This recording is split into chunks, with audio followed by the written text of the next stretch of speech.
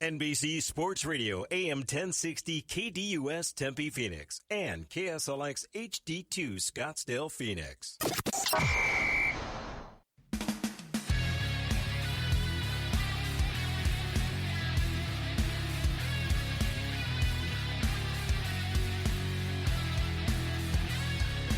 Live from the Tilted Kilt in Peoria, Arizona, 16840 North 83rd Avenue. This is Real Hockey Talk live on NBC Sports Radio AM 1060 KDUS. I'm Dave Isaac alongside Greg and Ed Smith, former Atlanta Falcon, with the Super Bowl ring. You got to be excited for tomorrow. Why? Big day. Tomorrow's the Super Bowl. You got those Falcons playing those Patriots. And I think you're picking, you said the Patriots, but your heart goes with Atlanta. Yeah, my heart is with former Atlanta guy. Yeah, my heart is with Atlanta, obviously, but it's hard to pick against the Patriots with Belichick and Brady and their history and all that experience. Yeah, there's no doubt, and it'll be fun. We'll talk a lot about that when Lindsay McCormick calls in from Houston, our own correspondent from. That's going to be at the Super Bowl. She does a lot with NFL. She's an actress, sort of an all-around talent. I think you've talked to her before. I think I have. Yeah. So she's cool, and that'll be at 3 o'clock. And this is one of my favorite places, at Tilted Kilt. Lovely. The food is good. When you said lovely, yeah. I don't think you were talking about just the food. But the food is great. The atmosphere is just as good, if not better. There's no doubt. It's they really do have good food here. From the wings to they got a whole assortment of stuff actually. Yeah. So it's really good stuff. Everyone should come on down to Tilted Kilt in Peoria, and that's 83rd Avenue and Bell Road, 16840 North 83rd Avenue. Great place, great food, and all the TVs are going on. Look, we're watching the LA Kings right now, and the Flyers. They're in Philly right now. Just started, and they won, I think, 4 in a row. It's the third period. Okay. Wow, that's quite a goaltending battle. That's sort of cool. Kings winner, I think, 4 games in a row, and they're in a playoff spot right this second. So we'll see. Will we be able to keep your attention with this game going on? No, I like this game. It's right in front of you. Yeah, too. This is Jeff Carter's going down the wing. He makes a shot. You might break in a little play-by-play. Yeah, I've never done play-by-play. That'd be that's a skill in itself, isn't it? It has to be. I mean, some of them are just tremendous. I mean, incredible. Just I think the toughest part would be the play-by-play with the color guy. You have to actually be able to work well together. Yeah. Not step on each other's toes. That's right. Give the people what they want, but not too much. That's a talent too. Yeah, to be able to figure that out. And I think that's why they put some of those. Some of the teams that we see that have stayed together for years. It's because they work so well together. Yeah, I think so too. And but very cool stuff. Playing that was quite a. I wonder if that was a penalty. I think it was, and looks like the Kings will be penalized, it looks like, for a trip. But anyway, so there's some news that came out, I think, yesterday that Greg actually told me about. Arizona State University and the Arizona Coyotes announced yesterday that ASU has decided not to proceed with the proposed joint complex in Tempe. Wow. Yeah, so that was big news. I think we sort of predicted that. What was the main rationale behind them not coming together? Well, I think you have to read between the lines. I asked, I requested this guy who wrote the article from Yahoo Sports call in, and I'm not sure if I heard from him yet, but his last moment was this morning. But I'm thinking it has to do with the TIF, the tax incentive financing or increment financing, I believe it is, and I requesting the state to somehow participate in like $200 million, the state of Arizona. Oh, okay. I'm sure that had something to do with it, and I think if I had to guess, and I don't like guessing, but I'm sure there was going to be, I believe, a conference or a press conference on Monday with opposition to having state funds used for private industry.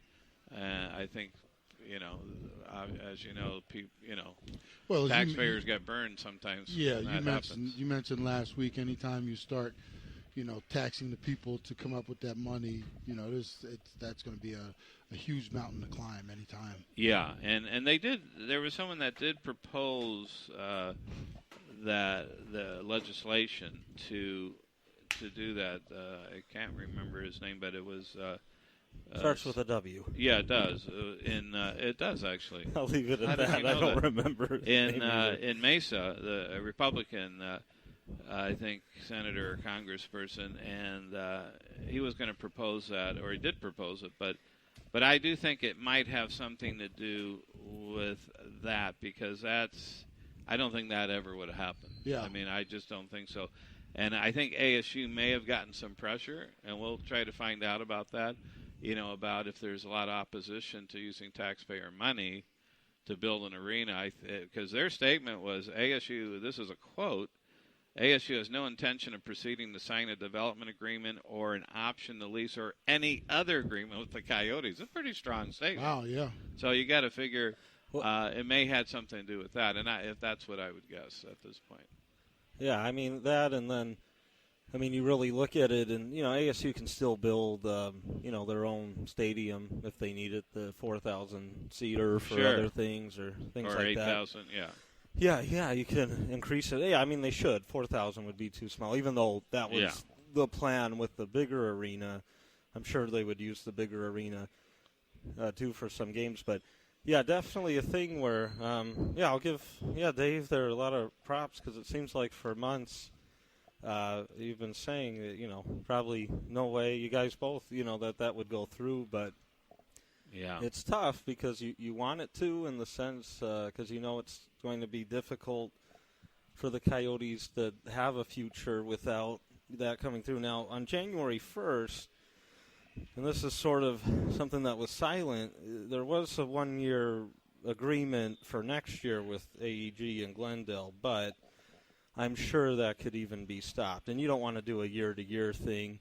So, if you knew the Tempe thing was happening, then you could work out a 2-3 year deal until it's ready. So, the Coyotes technically are signed up for next year now in that sense with Glendale, the year-to-year thing. However, I think the NHL will look at this, and if something in Scottsdale, perhaps by Talking Stick or McKellips or any of those other places, if it just seems like it may not be happening, then you may have to consider, sadly, the next step, and maybe a Quebec City or, Seattle. But Seattle's probably not ready yet. Quebec might be, but Seattle's not.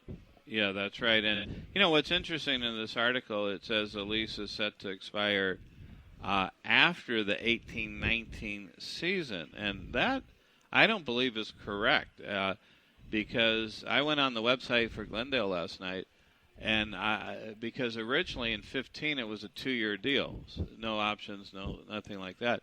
That means it expires in June of this year.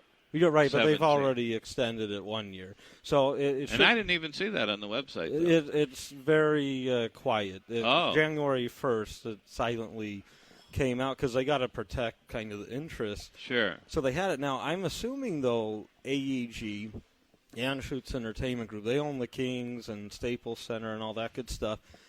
They want the Coyotes to be there. They want that anchor tenant. Right. They'd be willing to work something out. Sure. Obviously, it would be a much different type of deal than we saw before. However, the thing is, all the bad blood that kind of went with Glendale and, Coyotes ownership. Now we see, like, with politics and stuff, everyone goes after each other, and then 5 minutes later, they're best friends. But, so who knows if that could happen.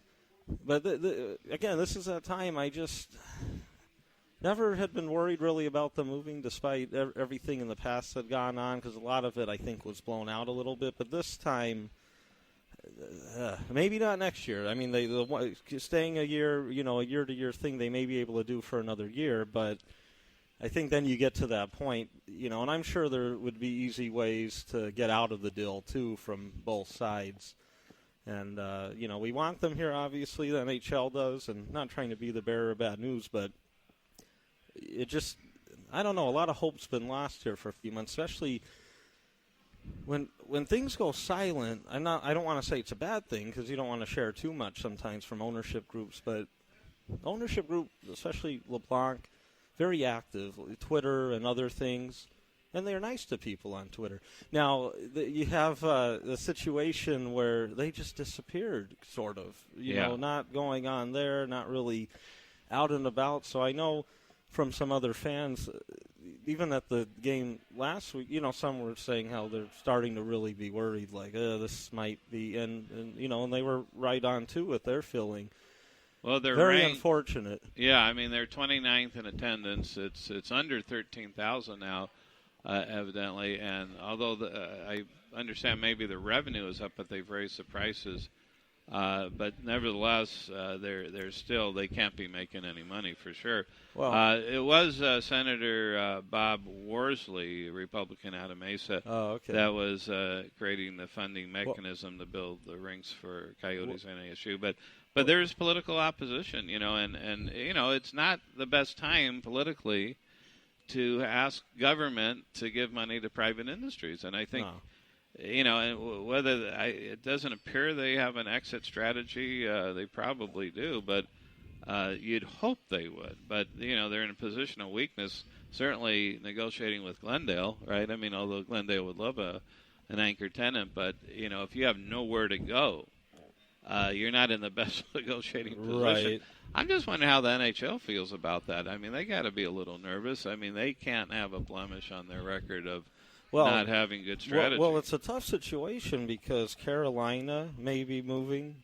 In fact, some may say they're the most likely team here in the next year or two. Their ownership looking to sell, and that's been a weird situation because the owner and his sons, his kids, there's been, I think, lawsuits and things back and forth. So that family, they really don't get along. But, you know, the main guy, you know, Carmel, he's looking to sell the team and they'll possibly move, which is unfortunate, any move. And that's a good hockey place, Carolina. And, you know, I really wish Hartford, obviously. I think they're the last in the league in attendance, by the way. Yeah, so it's been tough in that regard, but still, you know, a good place in that regard. I mean, really anywhere right now in the league is, and you never want to lose teams, have them relocate. However, the Islanders, it looks like they're not going to be in Brooklyn much longer. They're playing in, you know, the arena that the Nets are in, and it seats less than 15,000 for hockey. Oh. And so, one, that doesn't really work for the Islanders, and two, I think Brooklyn might kick them out. There's some stuff going on with that. So there's a chance we could see 3 teams in the next couple of years. Looking for a home.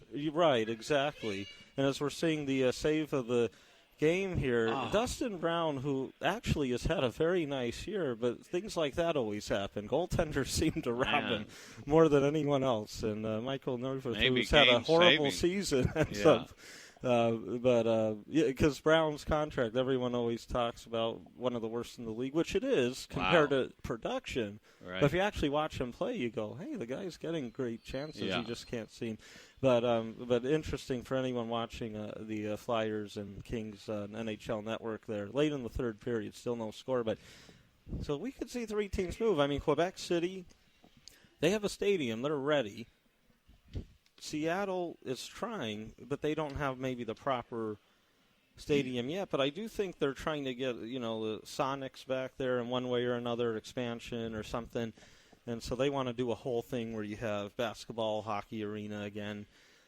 And, I mean, there's other places in Canada maybe you could go to still, in addition to Quebec City, places maybe just outside Toronto. But then you also have, you know, Kansas City has an arena ready as of now. AEG also runs that. But, you know, and there's been pro hockey in Kansas City in the past. I don't see that, though, as a legit possibility.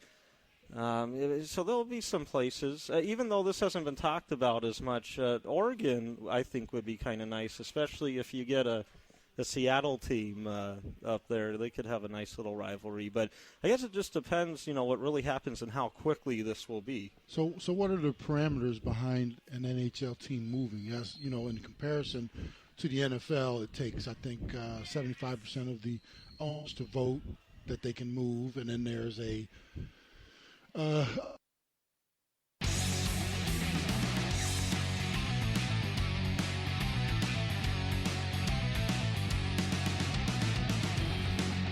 And welcome back again. You're listening to Real Hockey Talk live from the Tilted Kilt in Peoria at 16840 North 83rd Avenue. Come on down. We're here till 4. They're open probably pretty late. We'll have to find out. I bet it's at least 11 or 12, maybe even later. Saturday? Yeah. Yeah, and it's a great least. place. Watch your favorite, whatever your favorite sport is. And we're watching Kings hockey right now, so that's sort of cool. Yeah. This is NBC Sports Radio AM 1060 KDUS. And joining us right now is our soccer expert, Oscar Urtiaga. Oscar, how are you? I'm doing well. It's great to be back. Yeah, it is. Nice to have you back. You were on last Saturday. You talked about the game, a preview of the game, USA against Serbia, and there it was last Sunday. Tell us what happened. Well, absolutely. Well, this week kicked off what we would call the January camp for the U.S. men's national team. They played 2 friendlies. They played one last Sunday against Serbia in San Diego, and then they played a second game yesterday against Jamaica. They tied Serbia 0-0, and they beat Jamaica 1-0. So overall, I think most soccer analysis, including myself as a former player, I would say both games were, pretty mixed. The first game wasn't anything too fancy. Both teams only had about 1 or 2 shots on goal the entire game. So it was very defensive-oriented. There wasn't anything too fancy. There wasn't any magic or anything. There was a couple players that really stuck out in both of these games. And that's what the new coach, Bruce Arena, who is taking over, who recently took over as the new head coach for the men's national team, is really looking for.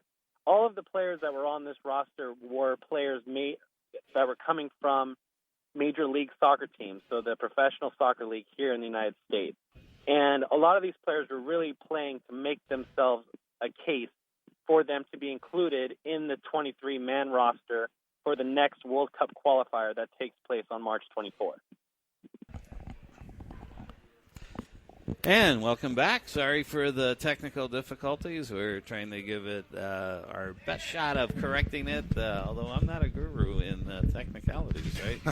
But, Ed, I bet you are. Well, I call it's a glitch in the matrix, that's all. That's right. I'm going to say it's solar flares. There you go. That's what you do. The old days you go, the computer has a problem. Now you always say it's solar because there's flares from the sun. Okay. That's my the sun story. Is crazy here today, by the way. But we are at Tilted Kilt. This is Real Hockey Talk, 16840 North 83rd Avenue in Peoria. Come on down. And we were talking to Oscar Urtiaga, our soccer expert. Oscar, you're still there. And maybe not. Did he disappear on us? The sun is taking him away. Yeah, Oscar, I'm here. Oh, there you are. Okay, so sorry about that. A little technical difficulties. Let's hope that will be on for a little while, ignoring the solar flares. So, okay, so you said they were pleased. Now, I think my question was there an expectation that Serbia and Jamaica, first of all, are they good teams, and did people think the USA would beat both teams? Yeah, I mean, both. The main kind of analysis that most fans and soccer folks were really looking at was to see how the players really played under the new head coach. What was the formation going to be like? Were the players going to be in positions that they typically play with their club team? One of the kind of, not criticisms, but one of the things that the previous coach, Jurgen Klinsmann, liked to do was to try and put players in different positions to really make them feel a little bit more uncomfortable, but also trying to get them to hone in on their skills in a position where he thought that the players would be best, not where the players typically play for their club team. And also just kind of the formation and just their style of play. And, it was pretty, to be candid, it was pretty lackadaisical. There wasn't anything too special about the way they played. But at this point, U.S. Soccer Federation really brought in Bruce Arena to have them win games.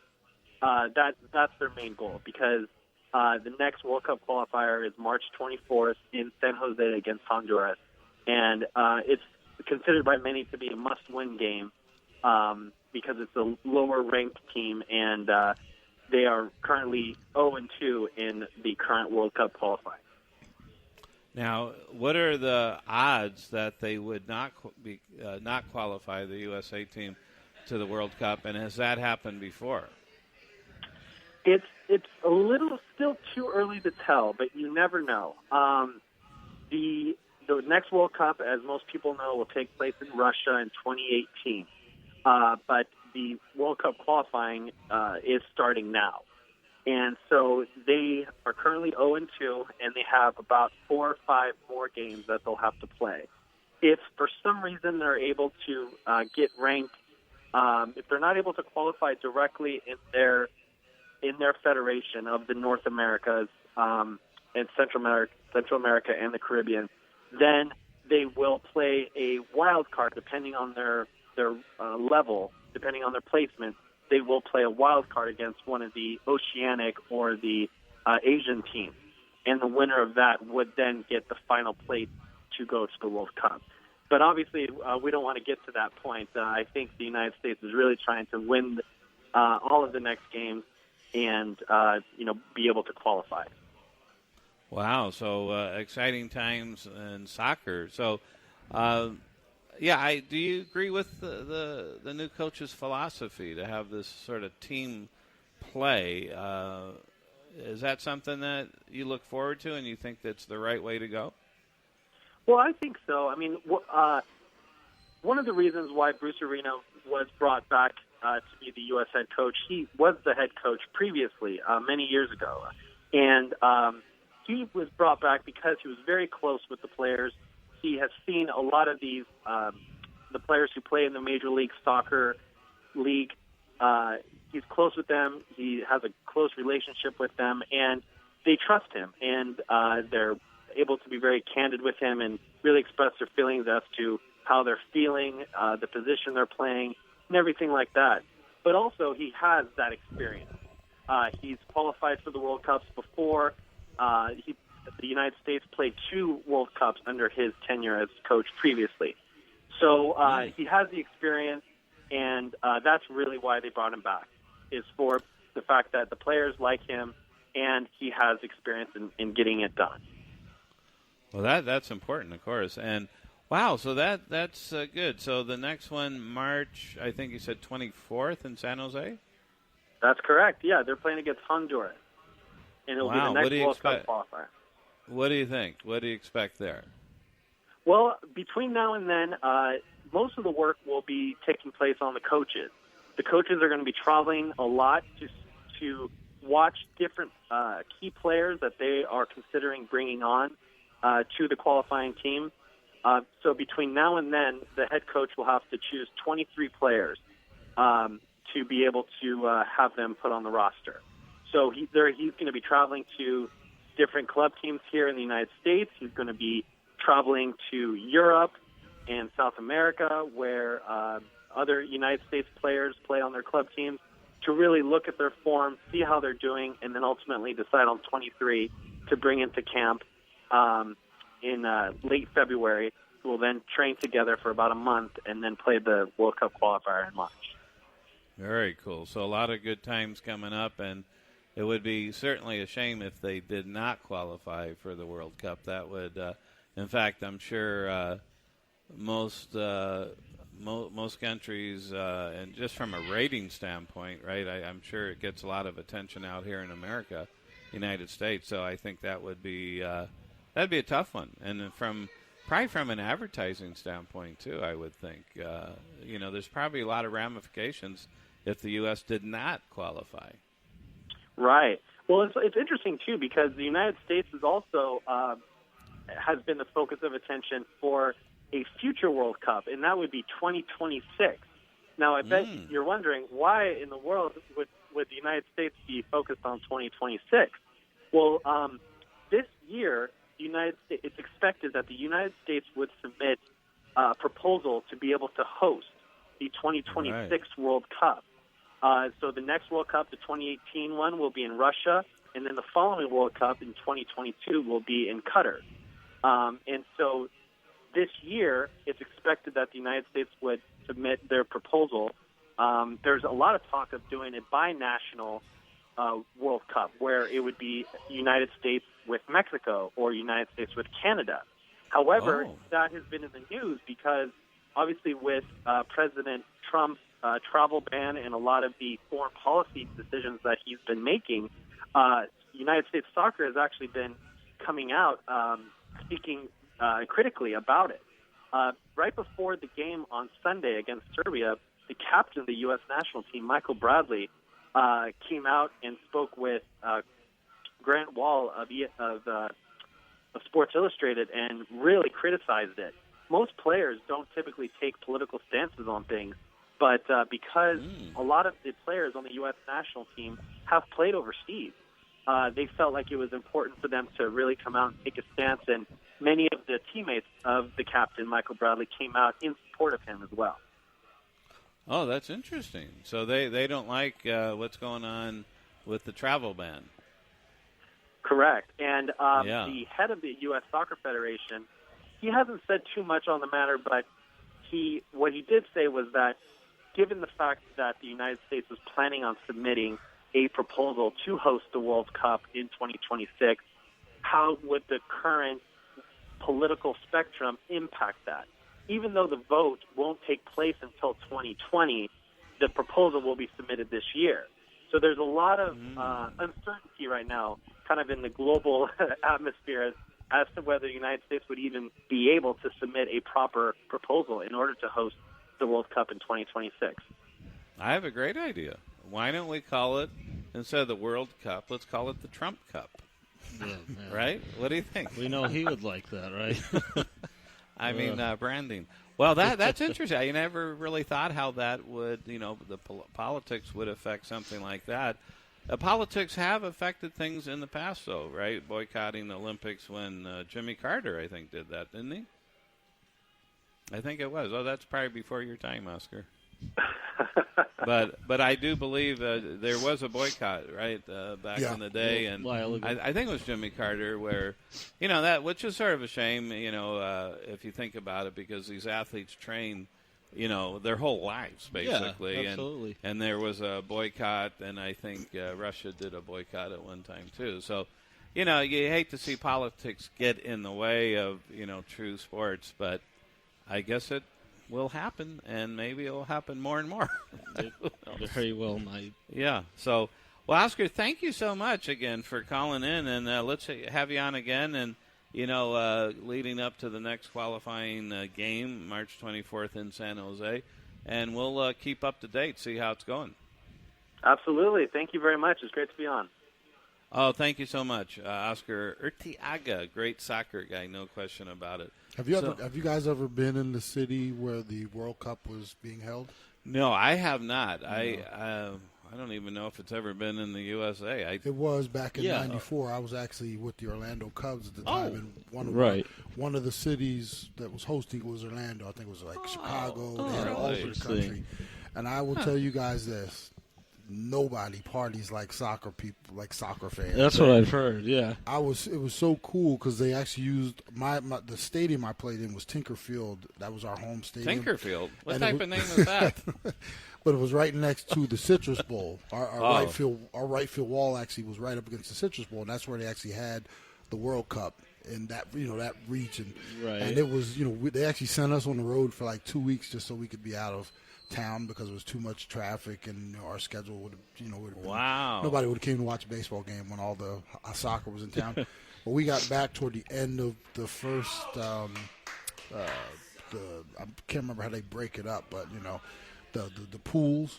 Yeah. Oh, I know what you mean. And yeah. I think we had Italy in, and I want to say Germany, and we had a couple powerhouses in that region, and it was something else. The whole city was electric. It was unbelievable. And this is in Florida. Yeah. 1994. Wow, I had no idea. Wasn't that when that 94? No, that wasn't the LA that was like no, the LA was 84. Oh, 84. That's right. Yeah, I went there. Did you really? Where I was working, they gave away some tickets, and I saw some basketball. I saw the championship in fencing. I don't Okay. know why. You're a fencer. And then I saw what I saw was track and field. That was a hard ticket. Oh, yeah. And Carl Lewis. Oh, yeah. Okay. Yeah, that was sort of good, right? Sounds fun. And no incidences. You know, it was seemed safe. Yeah, I went with my dad. It was actually sort of a cool deal. Fun to be there. And this is Real Hockey Talk at the Tilted Kilt in Peoria, 16840 North 83rd Ave. Come on down. Join the fun. We got the giveaways, prizes, wheel spin. And we will be here till 4. Come on down, enjoy. We'll be right back after this break. NBC Sports Radio AM 1060 KDUS Tempe Phoenix and KSLX HD2 Scottsdale Phoenix.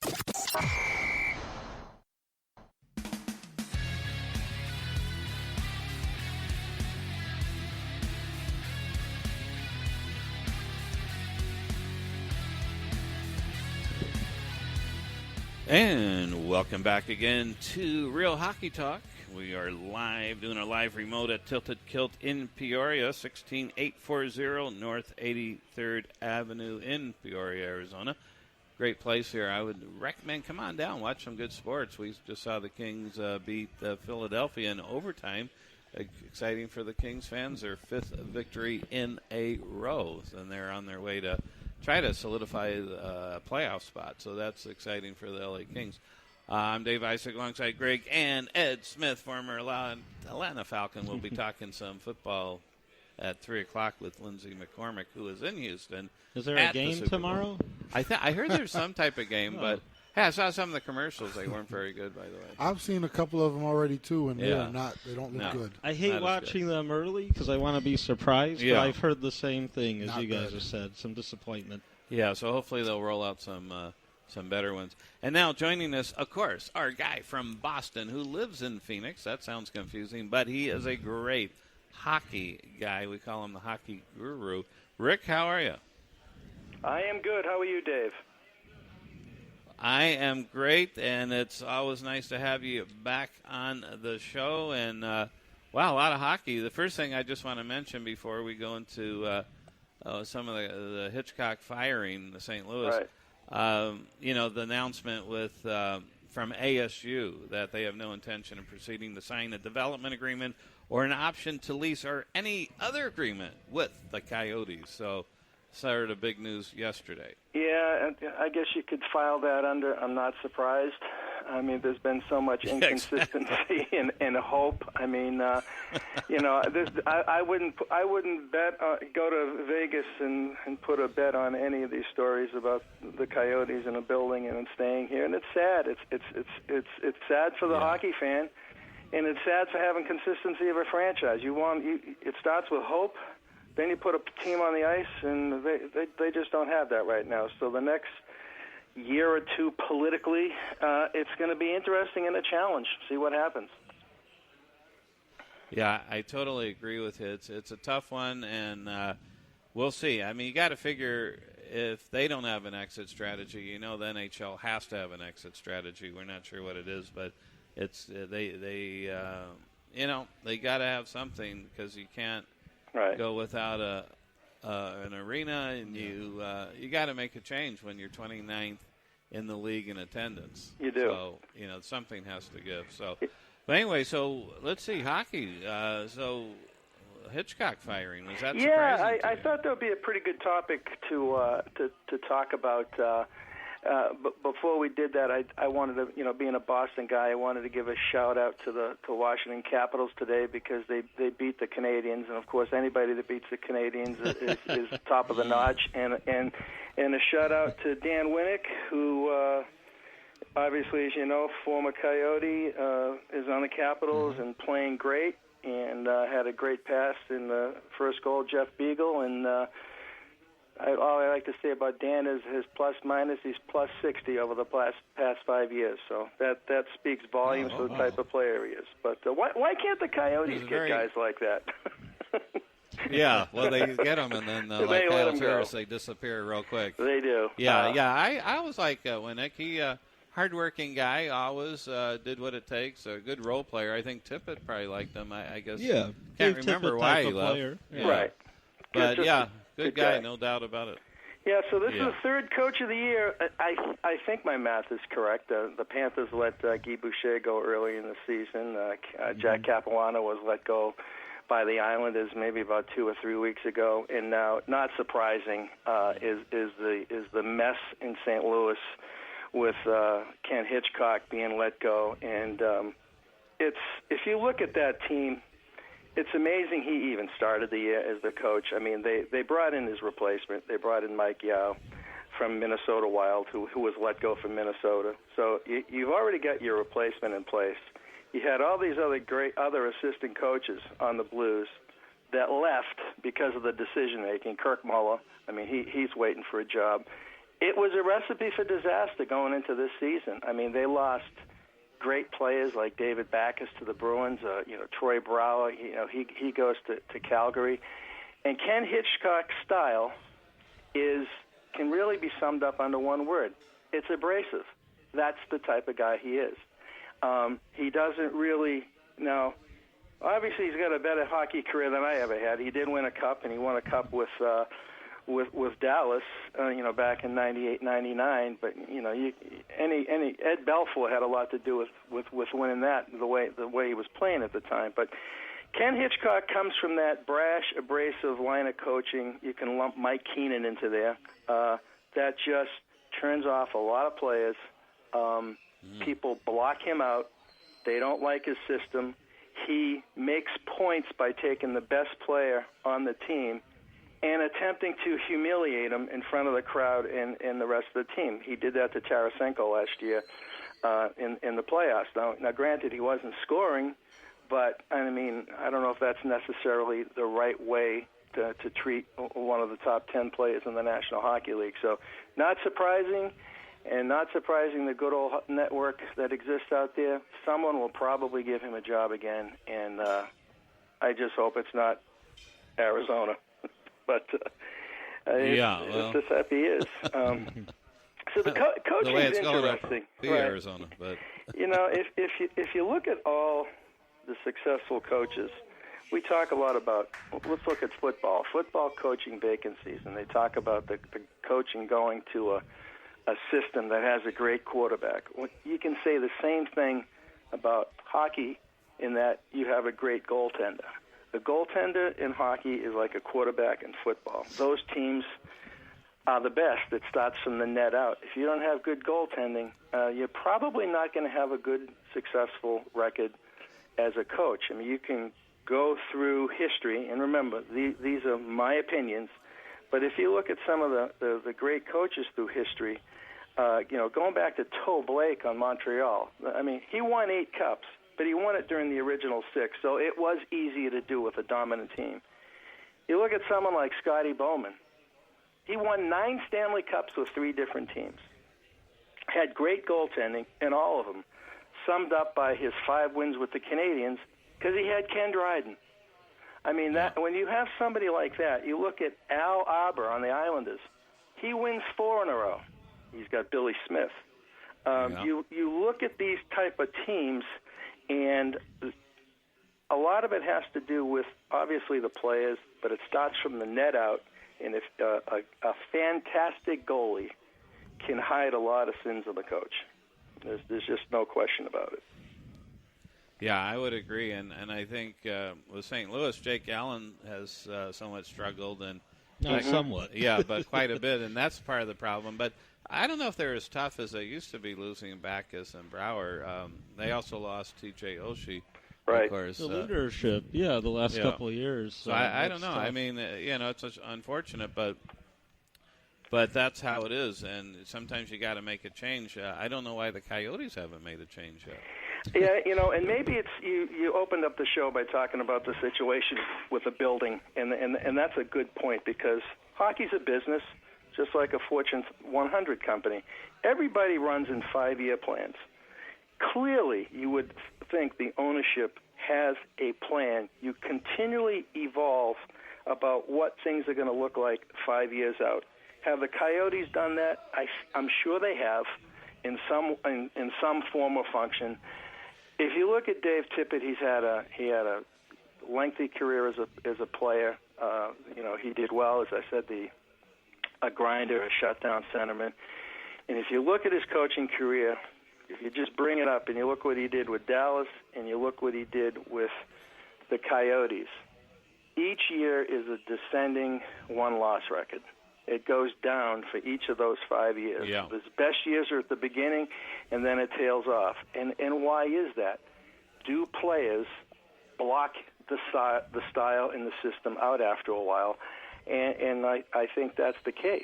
And you look at his style with young players, I don't think it's positive for how he's developed younger players. Now, they've played well as of late.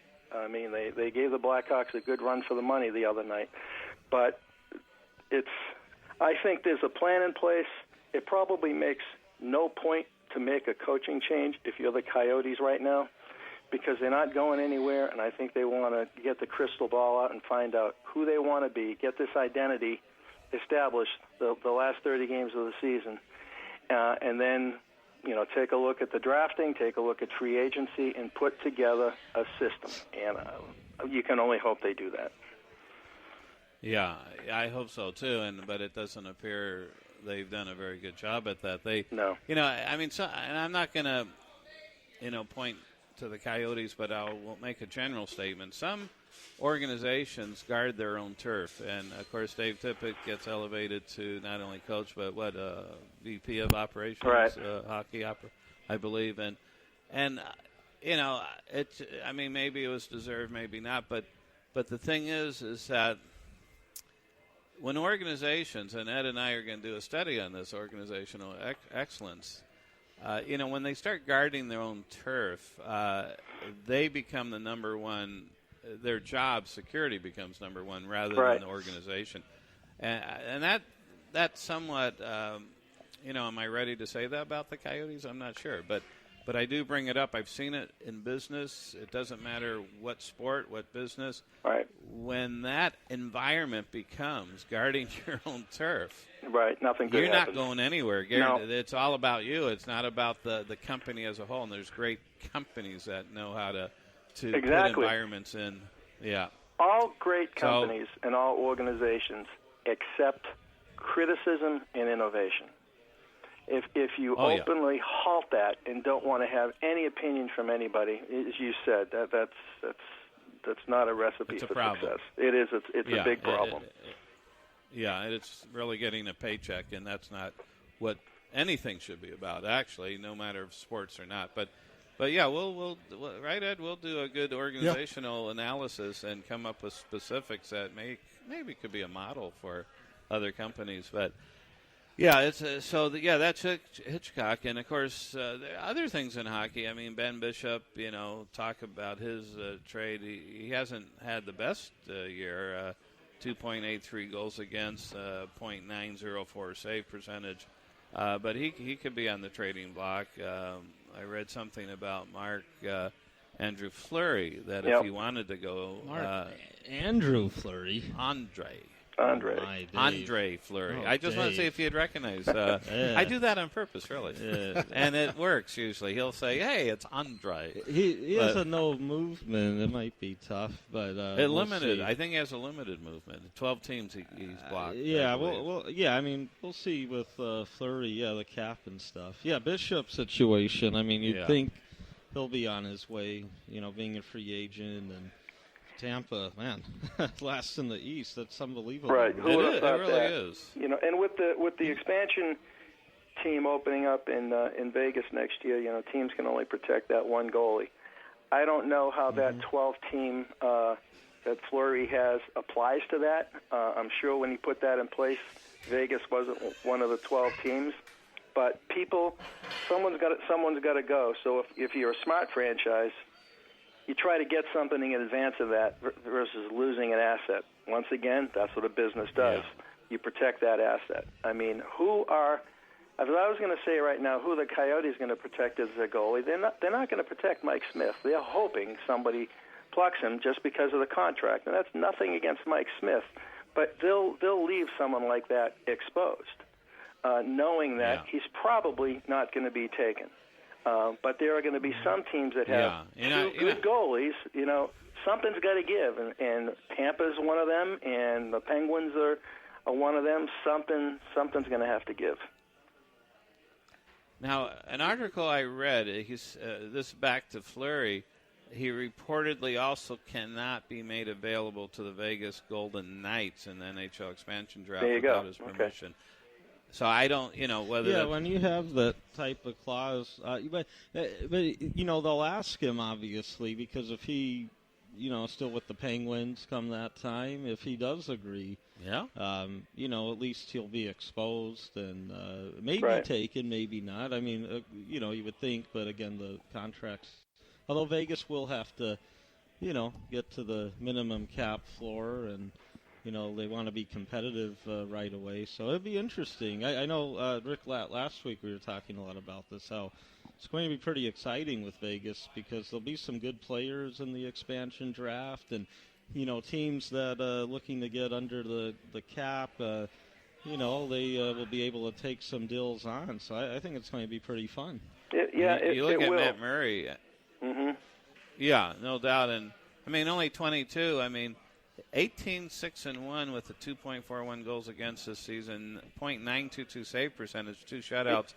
$3.75 million. He's a bargain. Right now. That guy's good. He's going to be protected for his price, his age, the amount they can protect him. He's already won a Stanley Cup, so Matt Murray is the future of the Pittsburgh Penguins. Case closed. No doubt. So, Oh, yeah. It'll be interesting to find out because, as I've said time and time again, this game starts net out. To be a good hockey team, it starts in net. It starts with speed. It starts with a transition game out of your own end. It starts with possession, keeping the puck, setting up defensive lanes, all those things. That's what hockey has evolved to right now. It's a system that pretty much all the teams play. It's almost plug and play. It's migrated over the years from the, it's really not all the neutral zone trap right now. There's some variations of it right now, but it's a system in place.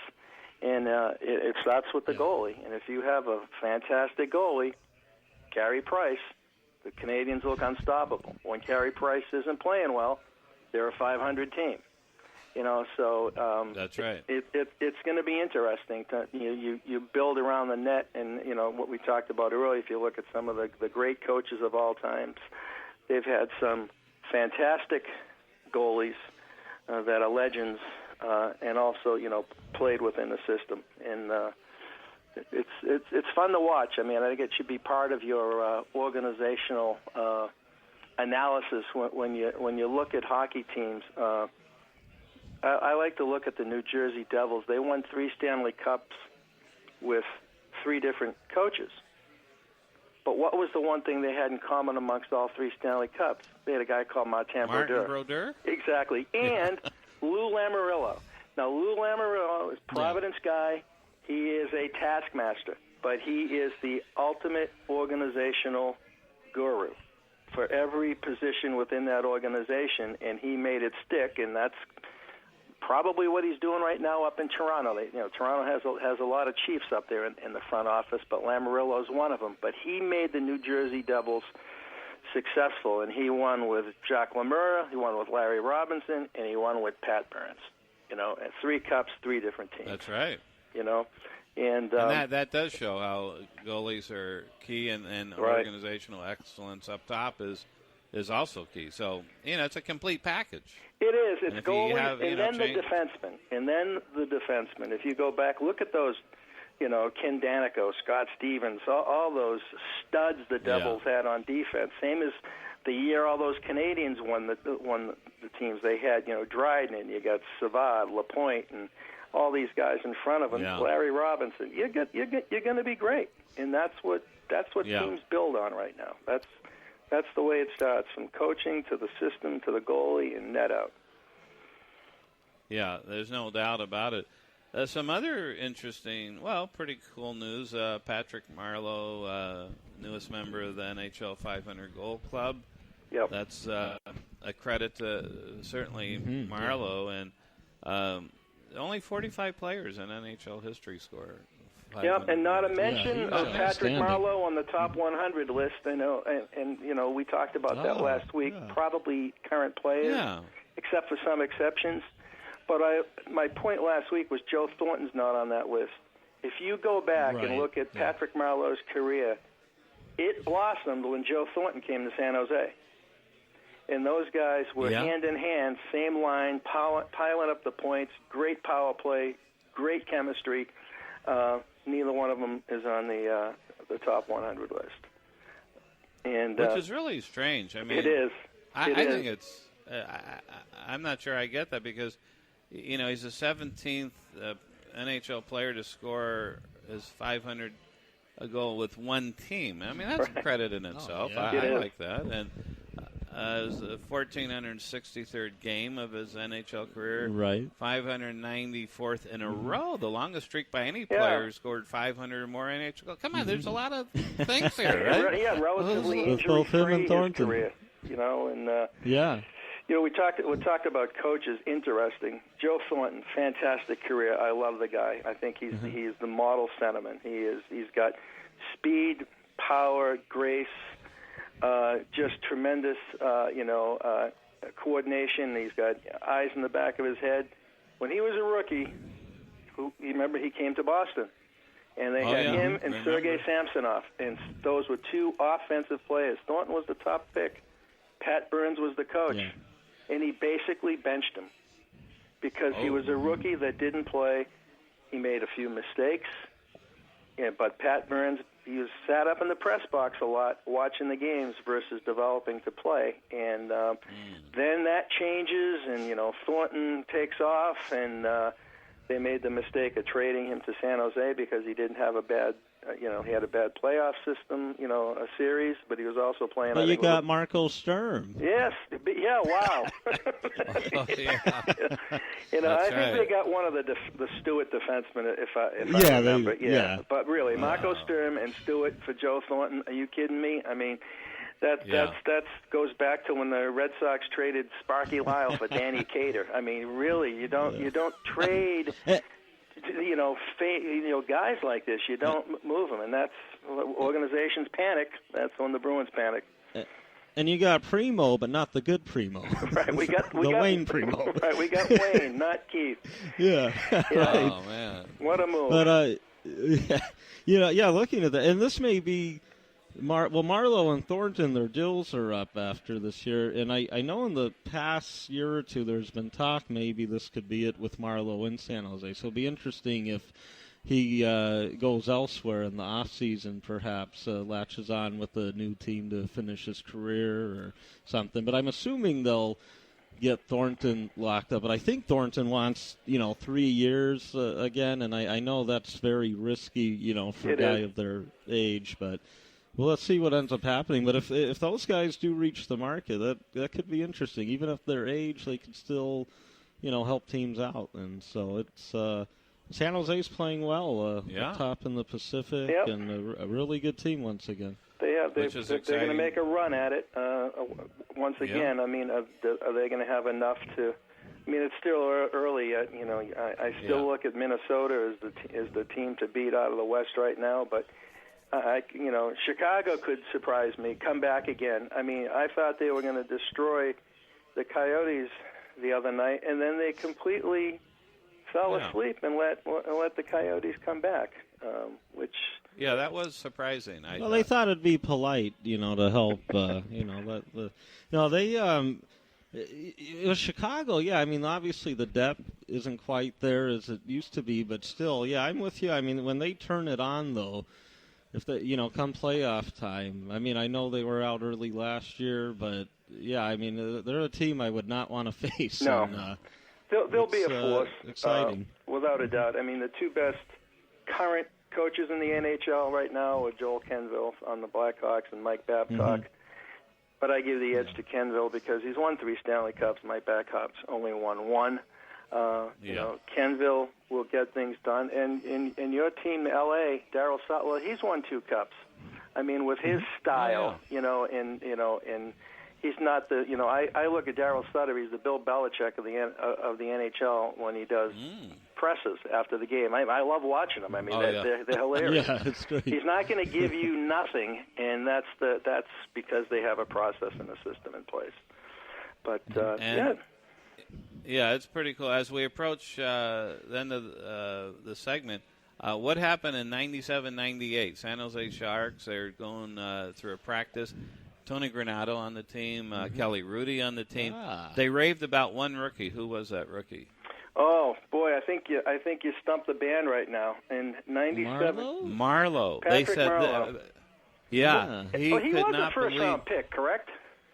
Yeah, he was. Yeah, and he Tony Granato said, I could barely keep up with this guy. Yeah, at what best. a great skater. Yeah, and he's 37 now, and he really hasn't lost the stride too much. I mean, the guy is still playing phenomenal. And Kelly Rudy was like a second father to him. He lived right behind his house. So, so the little nice. L.A. King history as well, because both of those ended up on the Kings. Those Sorley even went to San Jose. That's right. For a bit. Yeah. And Boston, too, right? At the tail end, I believe.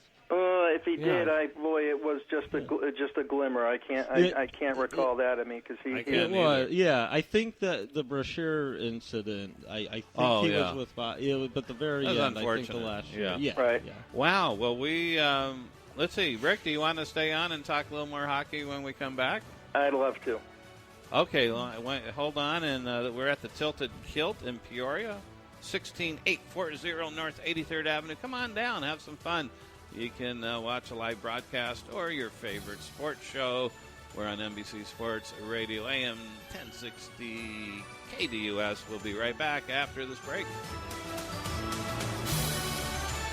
For the most informative sports talk in the Valley, tune in to the Sports Zone with Bob Kemp. Weekdays from 11 a.m. to 2 p.m. only on NBC Sports Radio AM 1060.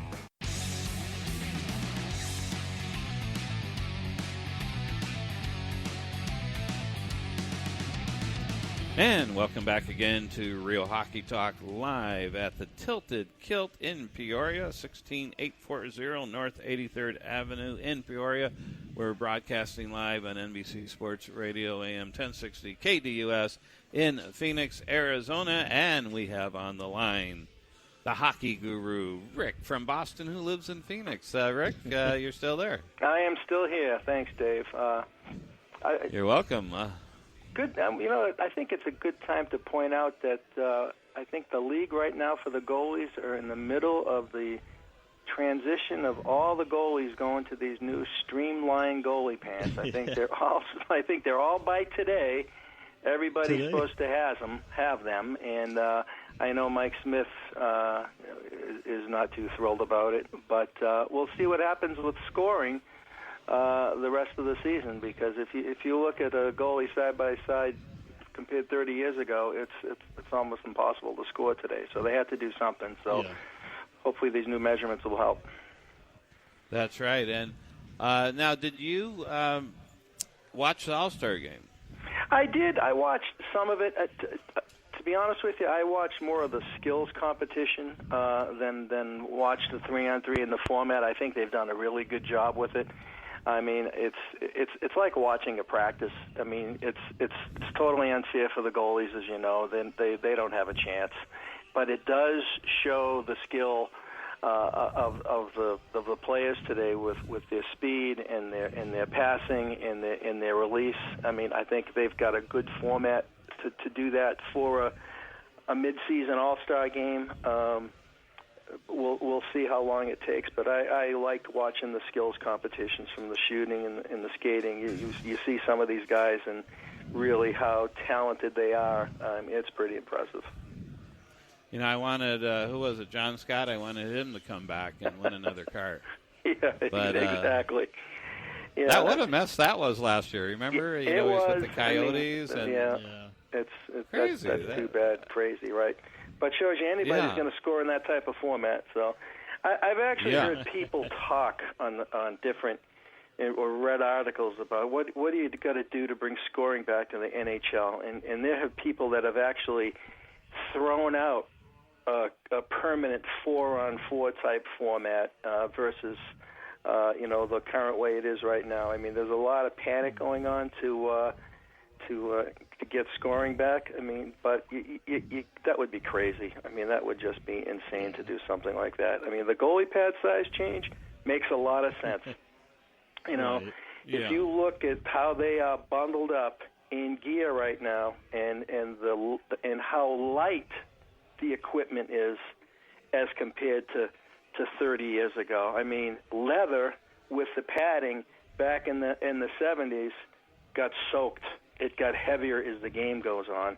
Well, the way the polymers and the things that they have right now, they got bigger, wider, longer, and covered up the net more. And now you have tremendous athletes playing goal, guys that are 6'4", 225, covering up that much of the net.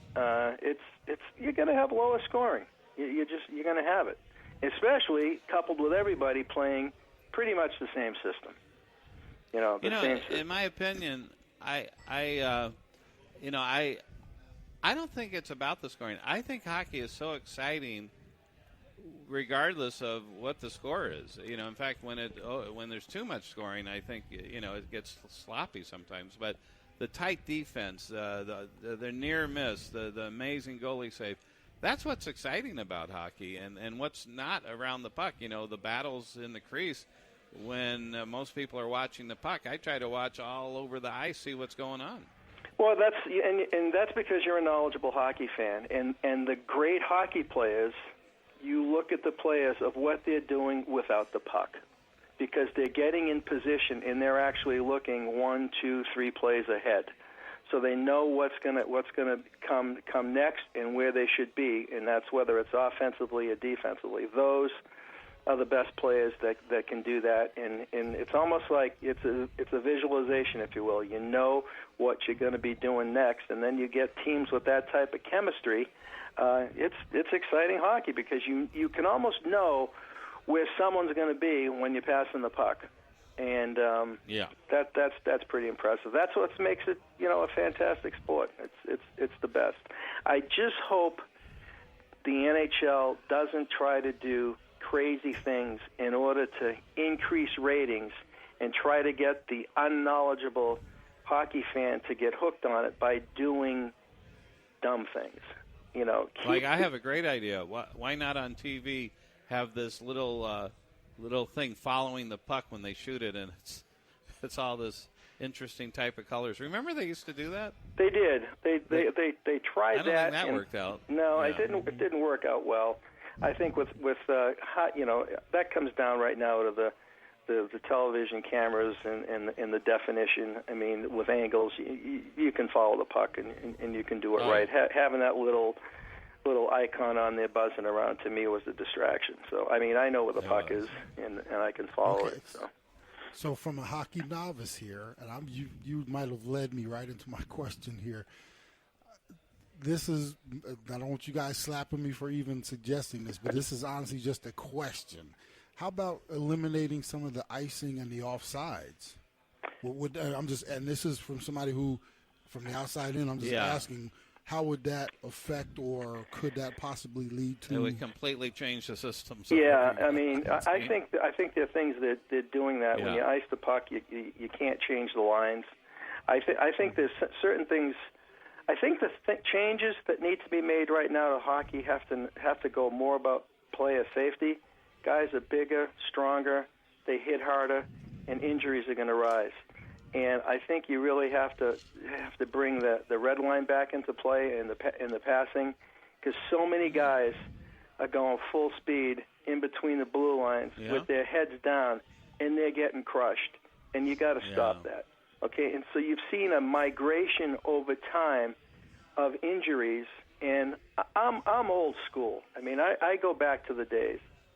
I know it's crazy. Guys didn't wear helmets, and you look, oh my God, that's insane. And then helmets came in, which was fine, and then now you got guys running around like gladiators that have a face shield, and it starts at youth hockey. And the one thing that they do is they are always skating with the stick up, and guys are getting hit up top, and that's because it's that gladiator mentality because all the equipment on. I don't see that ever being rolled back. But you make a good point of how things to change in hockey. And one of the things they say, oh, we got to get fighting out of hockey. Well, there's a reason fighting was in hockey, and it was part of the game. Back in the day, the guy that did something to your star, he couldn't go hide behind his face shield. He couldn't turtle on the ice, okay? He was not allowed to do that. If you're going to play that way, back it up, okay? And that's been taken out of the game right now. So you have a lot of guys out there slew-footing, taking guys out, intentionally hurting people, because there's it's almost like other than a suspension or a fine, that's it. In the old days, that player that did that would get run to the point where he doesn't do it anymore. I think you need to bring some of that back into hockey. Now, how about one more quick one? How about a larger net? That's been brought up too, and I think you'd have to put an asterisk around every record ever in the history of the hockey. It's not soccer. I mean, it's hockey. I think if I was going to do anything, I'd maybe go to a bigger, not necessarily maybe the Olympic ice sheet makes a lot of sense, because then you have a real open style of play, and you're going to get those opportunities to get the goalie out of position and score, especially when you have a lot of room behind the net to make plays. Obviously, that puts a lot of pressure on the defenseman. If you have two forwards down there, you got to cover those guys. I mean, you can't cover everybody, so someone's going to be open. You may see some of that over time. And, I think the first move is this goalie pad size change. Long overdue. They just should have did it at the start of the season. You don't implement that with 30 games to play. I mean, that's just crazy. Yeah. Well, Rick, we're going to take a quick break right now. We appreciate you coming on again. We'll see you maybe in person next week, right? Yeah, that's what we'd like. I'd like to do a live. I want to bring a good friend of mine, and people out there will remember Barry Gibbs had a long career with originally a number one draft pick for the Bruins and was a Minnesota North Star. And I want to bring Barry on and talk about hockey back in the 70s as compared to today. I think the listener will have a great time with that. That was my type of hockey, by the way. I loved it back then. Hey, Rick, thank you so much. We'll see you next week, and we'll have hopefully Barry Gibbs, yourself, talk about some old-time hockey. So, great. See you then. Thank you very much, Rick from Boston, who lives in Phoenix, a hockey guru. This is we're at the Tilted Kilt today at 16840 North 83rd Avenue in Peoria. Come on down, enjoy the great environment here at the Tilted Kilt, 83rd Avenue and Bell Road. Really good sports. We're watching some old-time hockey right now, in fact. Larry Robinson, some old clips, and he scored. Okay, we'll be right back after this break.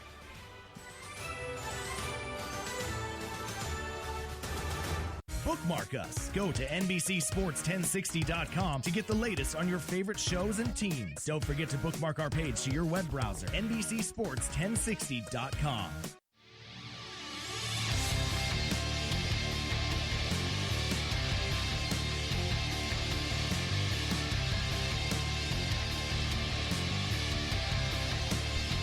And welcome back again. You're listening to Real Hockey Talk live on NBC Sports Radio AM 1060 KDUS. We're live at the Tilted Kilt in Peoria, 16840 North 83rd Avenue in Peoria. Come on down. We're here till 4, and they're open late, so you're going to have some fun here. Great food, great environment, great service. There's no question about it. Watch your favorite sports. And we're honored and to have joining us right now the owner of this great establishment, Tilted Kilt, Dave Thor. Hey, Dave. Hey, thank you. Oh, well, thank you for coming on. So this is, I've been here many times. Our office is just down the street. I really enjoy it. I think your managers and your servers are phenomenal, and it's a comfortable place. You got sort of a back, like a private room here in a way, and you got a back room there. You got the main restaurant with plenty of TVs to watch your favorite sport. food is delicious. Tell us a little bit about the restaurant. We'll call it is it a pub or a sports bar? Or how do you label it? Yes. Both. Okay, yes, I would agree. Definitely. It's a pub, sports bar, Irish bar. We're going to have a lot of fun coming in tomorrow and for the Super Bowl. And yeah. Of course, the greatest grass sport, the Phoenix Open.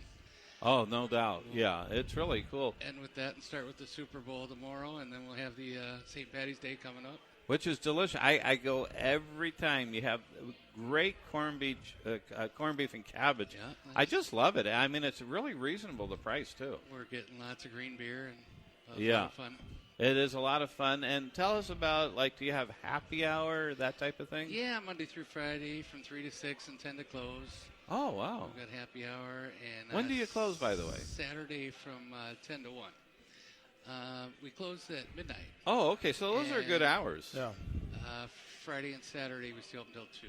Oh, wow. So those are great hours. So this is really cool because you got a theater not too far from here, Harkins, and after theater, come on down here and have some drinks or food or whatever you want, right? Absolutely. Thank you. Yeah. It's really good stuff. So what do you like best about owning this pub and sports bar?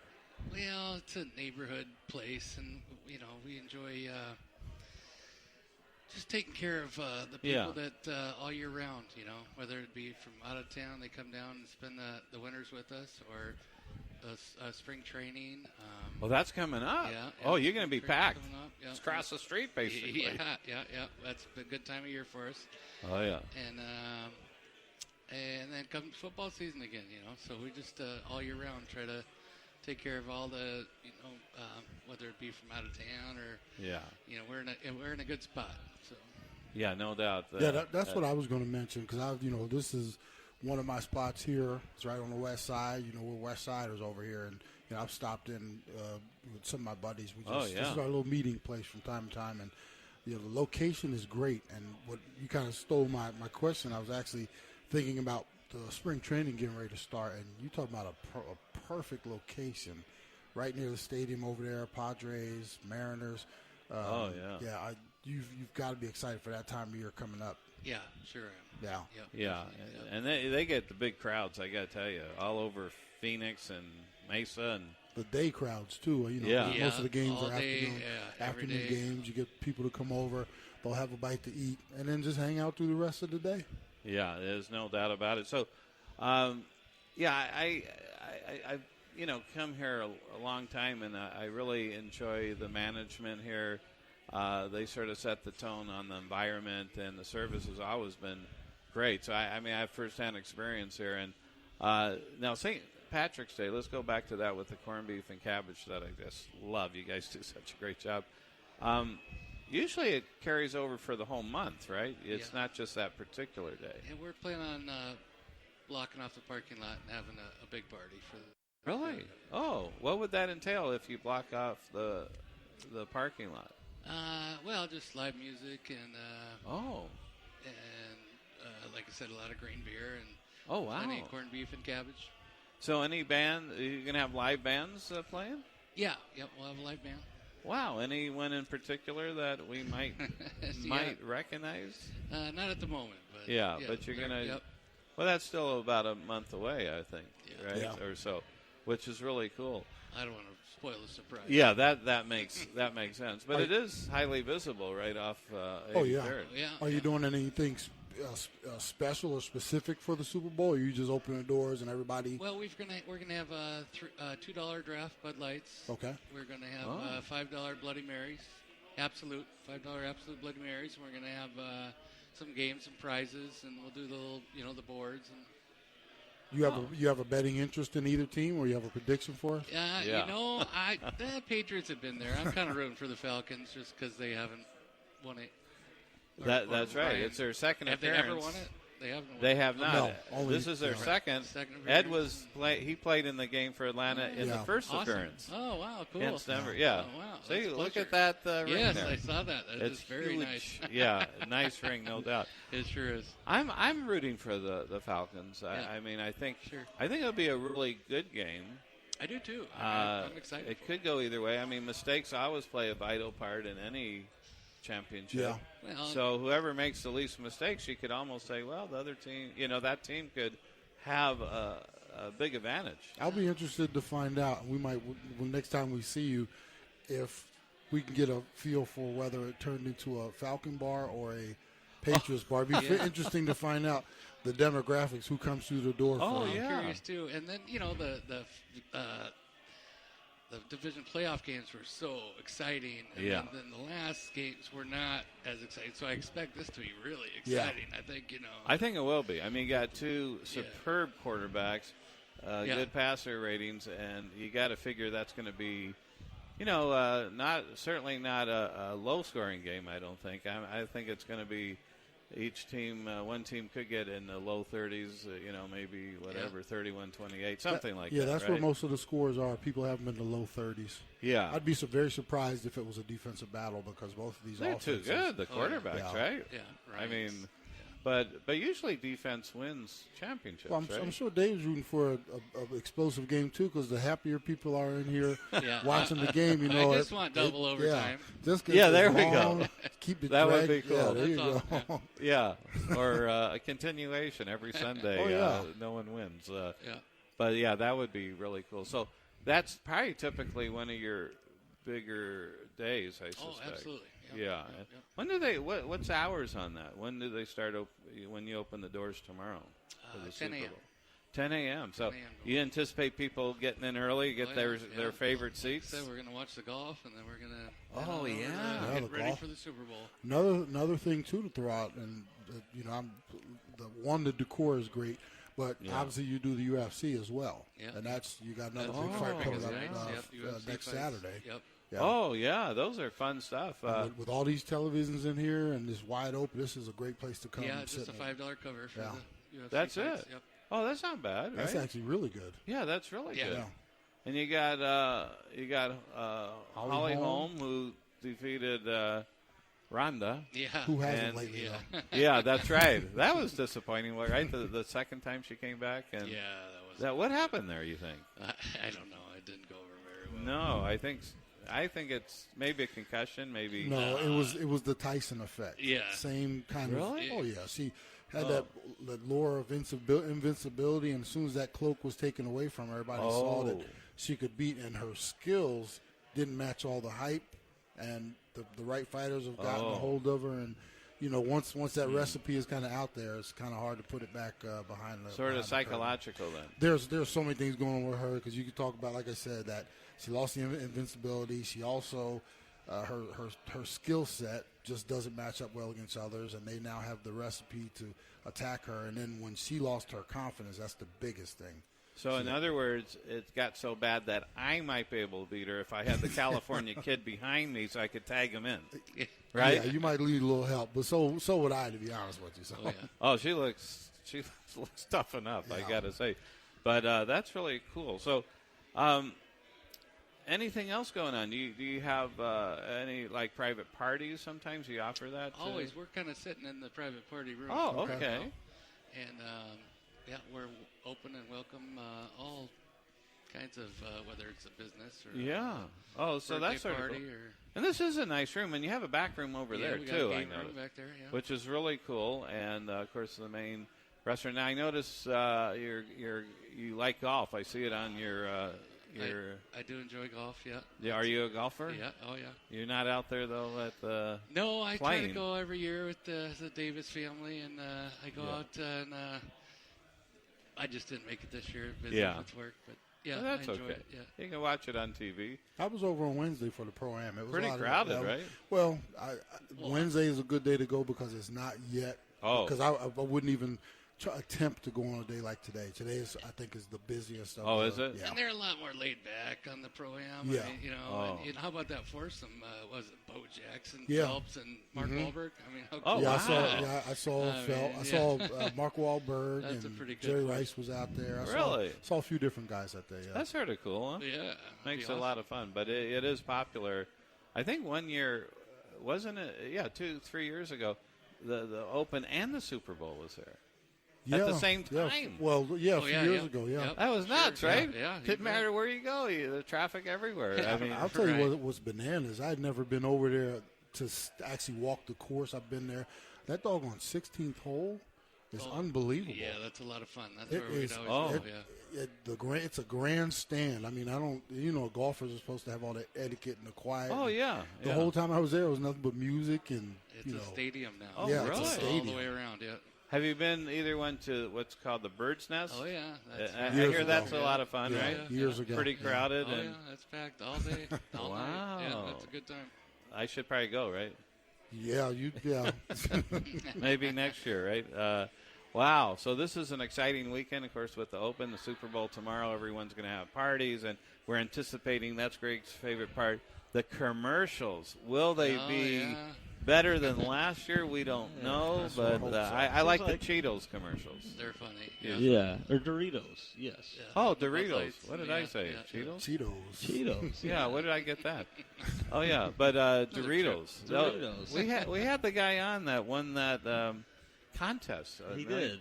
Oh, yeah? What was his, whatever his name was. I don't remember his name. But he was on our show a good, couple times, about 3 years ago. Mm-hmm. The Doritos guy, his little son, actually made some other commercials off of that deal. Didn't he? It was the time machine.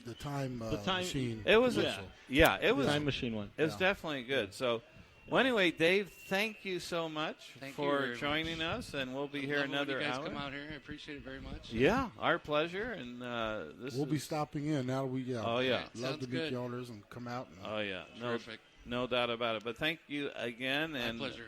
And again, we are at the Tilted Kilt in Peoria, 16840 North 83rd Avenue in Peoria. Come on down. Just a great place to watch your favorite sport. And, of course, coming up at 3 is Lindsay McCormick, NFL broadcaster and actress. She had a movie out, and she'll be calling in at 3 to talk about the NFL and the Super Bowl. She's in Houston. In fact, I think she was born in Houston, so she knows a lot of people there. Lindsay McCormick calling in very soon at 3 o'clock. So, we recommend come on down and enjoy the broadcast, enjoy the Tilted Kilt. Such a great place. I really, really like it. And, you said you've been here many times. Yeah. It's good place to go. There's no doubt. Again, let me give the address again, 16840 North 83rd Avenue, the Tilted Kilt in Peoria. Get down here. Enjoy. In fact, you should come tomorrow. It's going to be packed, I think. But St. Patrick's Day, if you like corned beef and cabbage like I do, you definitely want to get down here for that. And we'll be right back after these words. NBC Sports Radio AM 1060 KDUS Tempe Phoenix and KSLX HD2 Scottsdale Phoenix.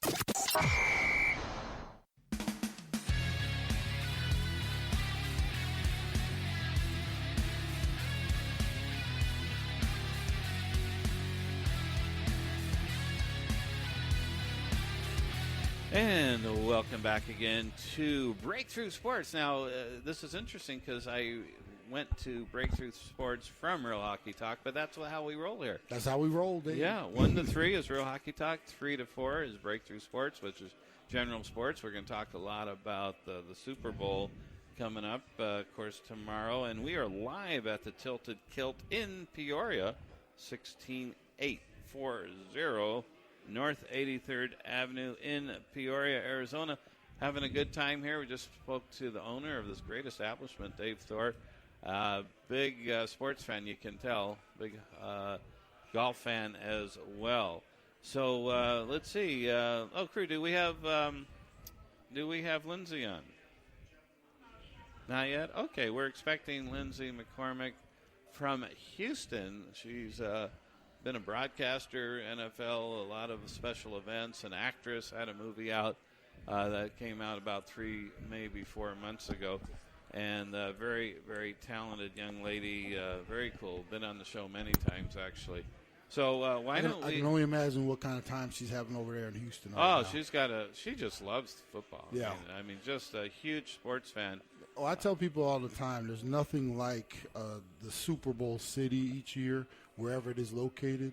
Yeah. You know, and here's the thing: most people are not going to be able to afford an actual game or ticket to the game because those have gotten so far out of hand. It's turned into more of a corporate event. Yeah, it but really is. If you can, even if you're not a fan of either team, if you're close enough to the city one year, you should definitely go and plan to hang out like a Wednesday to Saturday, something like that. Oh, yeah. And then, just soak it all up because, I mean, it's an experience, right? Well, it's an experience. There's so many of the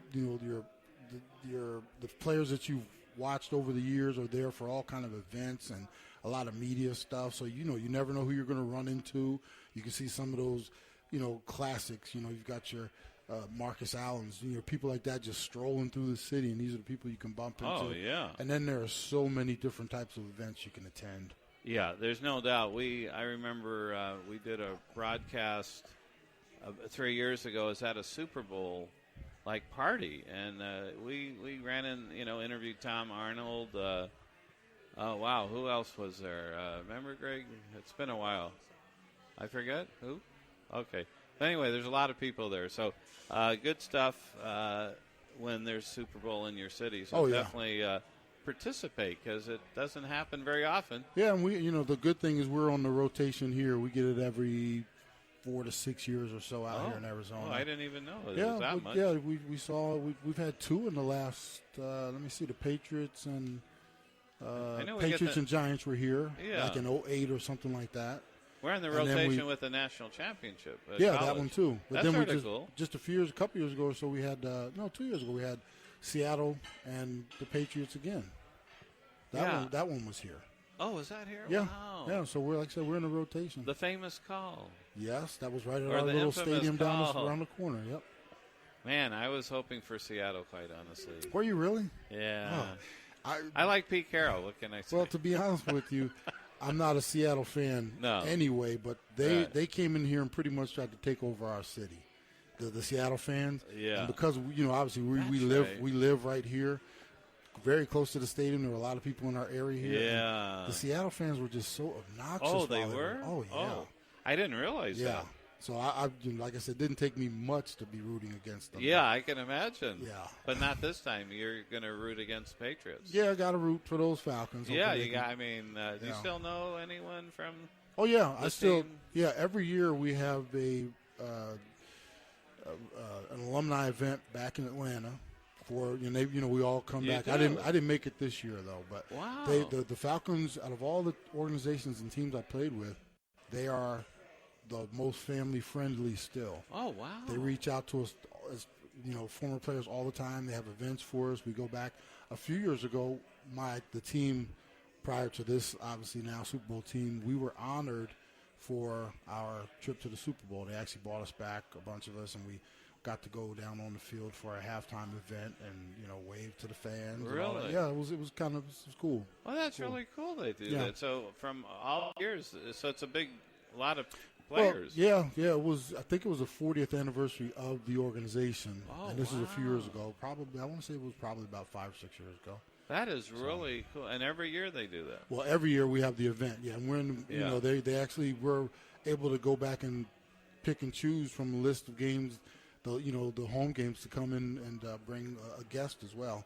Oh wow! I don't take advantage of that as much as I should, but yeah. Well, that is really cool. So you get to meet a bunch of other players that you've never met before. Oh, when I go back, we have free reign. Like I can go to the facility and go in and we get the chance to walk around and introduce ourselves and meet some of the guys. Oh, wow. Yeah. Anyone in particular that you especially thought was interesting? Well, I'm not one of those guys that walks around.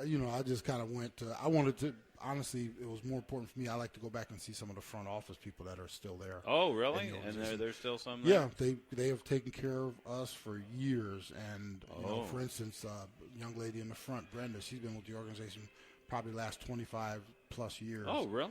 And, she takes it, she's constantly keeping us updated on events that players are doing and honors that they've earned. But she's been there forever. And, just before they took off last week, I actually sent her an email just to congratulate her and the organization on the Super Bowl and wished her a good time. Oh, wow. Arthur Blank was flying the entire organization down for the Super Bowl, which I think is very classy. Wow, that is really, really cool. So that's got to be, I mean, you played in the NFL and then you have a lifetime of not just memories, but actual events you still go to. Well, yeah, and the cool part with even just the Super Bowl itself is remembering it in stages. I remember the game, which obviously didn't turn out to my liking or how I would have wanted it to conclude with a victory, but there are certain stages. I remember when we had our travel day, the Sunday prior to the game. So we went down a week early. Just getting off the plane and all the media and things like that. We had media day. We had our obviously our full week of practice. And then even tonight is special for me because it's a flashback for me. I remember the night before the Super Bowl. I had the 2 days, I remember that Friday I took my parents out for a nice dinner. Oh, wow. And it was kind of my last time seeing them before, till after the game, because Saturday was solely on tying up some loose ends as far as the game plan and being prepared. But I remember that night going to bed, and I had visions of, because we all like to dream. Sure. And I had this vision of, you never know what could happen. I could, maybe my number would be called and I would score a touchdown. Yeah. The winning catch, or you're just fantasizing. That would be a cool deal. Yeah, you're fantasizing about these crazy things that could happen. And but it's not so crazy because there you are actually a participant. Yeah. Like if I was fantasizing, it would really be a fantasy because I'm not on the field. Yeah. But, that's, and so I put myself every year around this time, the night before the Super Bowl, that this is the phase I'm in. I'm remembering what my experience was like. Wow. And I'm thinking about how much the game has changed, the media attention and the social media and everything. It has become much bigger than anything. My Super Bowl was in January of '99. I can imagine 10 years prior to when I played, say go back to 1989, it was a big deal, but it wasn't what it was in '99. And now in 2017, it has become, just so dissected and, huge. It's huge. Yeah. But so, I think to myself that these guys, I can only imagine how intense it is for them. But like I said, there's so much difference with all the social media and things like that, things that I didn't have to worry about back then. But like I said, it's still just a sort of good and bad at the same time, I guess. Yeah, you have to. It is both good and bad. But like I said, there's nothing like the experience. Really. Oh, I mean, very few ever get that experience. I mean, that's the whole thing, and it's extremely unique. And blessed to have that experience. Oh yeah.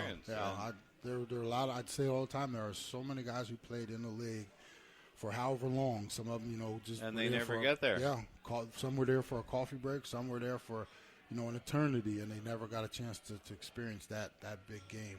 So here's the big question then: where, and what will you be doing tomorrow? Are you do you just sort of settle in your own house?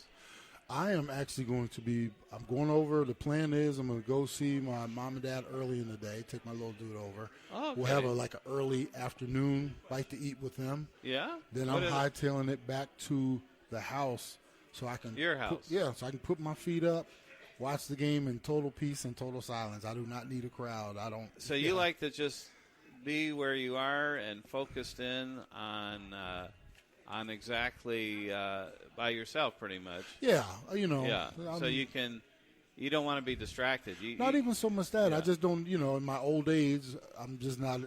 You're not that old. Are you kidding me? I'm just not into the big crowds and everything. I like to, I'll tell you what is real cool, too, is to be able to, freeze the game and go do a couple things and then come back. Yeah. And then, as you're watching do some film, right? Yeah. Well, no, you can, I don't have to sit there and watch every commercial if they're bad. So if I'm, say if I'm 20 minutes delayed, I can fast forward through the garbage. Well, that sort of makes sense, right? Yeah. That makes a lot of sense. And, well, that's fun. Yeah, I mean, a lot of people have all sorts of parties. You know, they might have a quiet party or they may have a big party. But when it's a big party, the focus becomes the party. Yeah. And rather than the game. I like to watch the game. Well, the thing is, if you're not, if you don't have a horse in this race, you don't mind going out and sitting in a crowded bar because it's more about the atmosphere. That's you're true. Not necessarily there to watch the game. I like to actually watch the game to see and hear the commentation as well, commentators well to kind of follow along.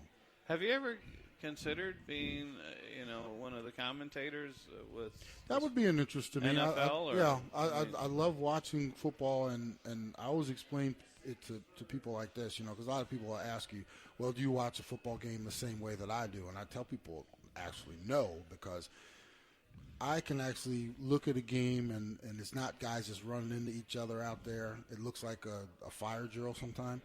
There's strategy going on even down in the trenches. And, as the play is developing, I'm actually looking at coverages and I'm looking, to see why something happened rather than just that it happened, So, I always joke, it's like, have you ever seen the movie The Matrix? Yeah. Remember at the end when Neo started seeing in code? He started seeing I remember that. That's exactly how I watch football. I watch it in code. Well, you probably can't help it. I mean, being a former player, that is what you're taught, the system. That's what I studied. Yeah.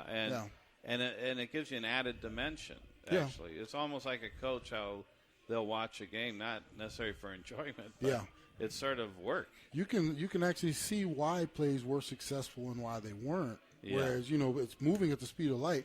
But you can see somebody that threw an excellent block on the backside, and that play might have been designed to go, front side, but because someone took care of their responsibility on the backside, he was able to leak out and boom, and, one person gets out of position. Like I said, look at the coverages. And you can see really like a great run. You go, wow, look at that, the fullback or whatever, and what a great run. But you might be looking at, wow, anyone could have made that run with those great blocks. Oh, yeah.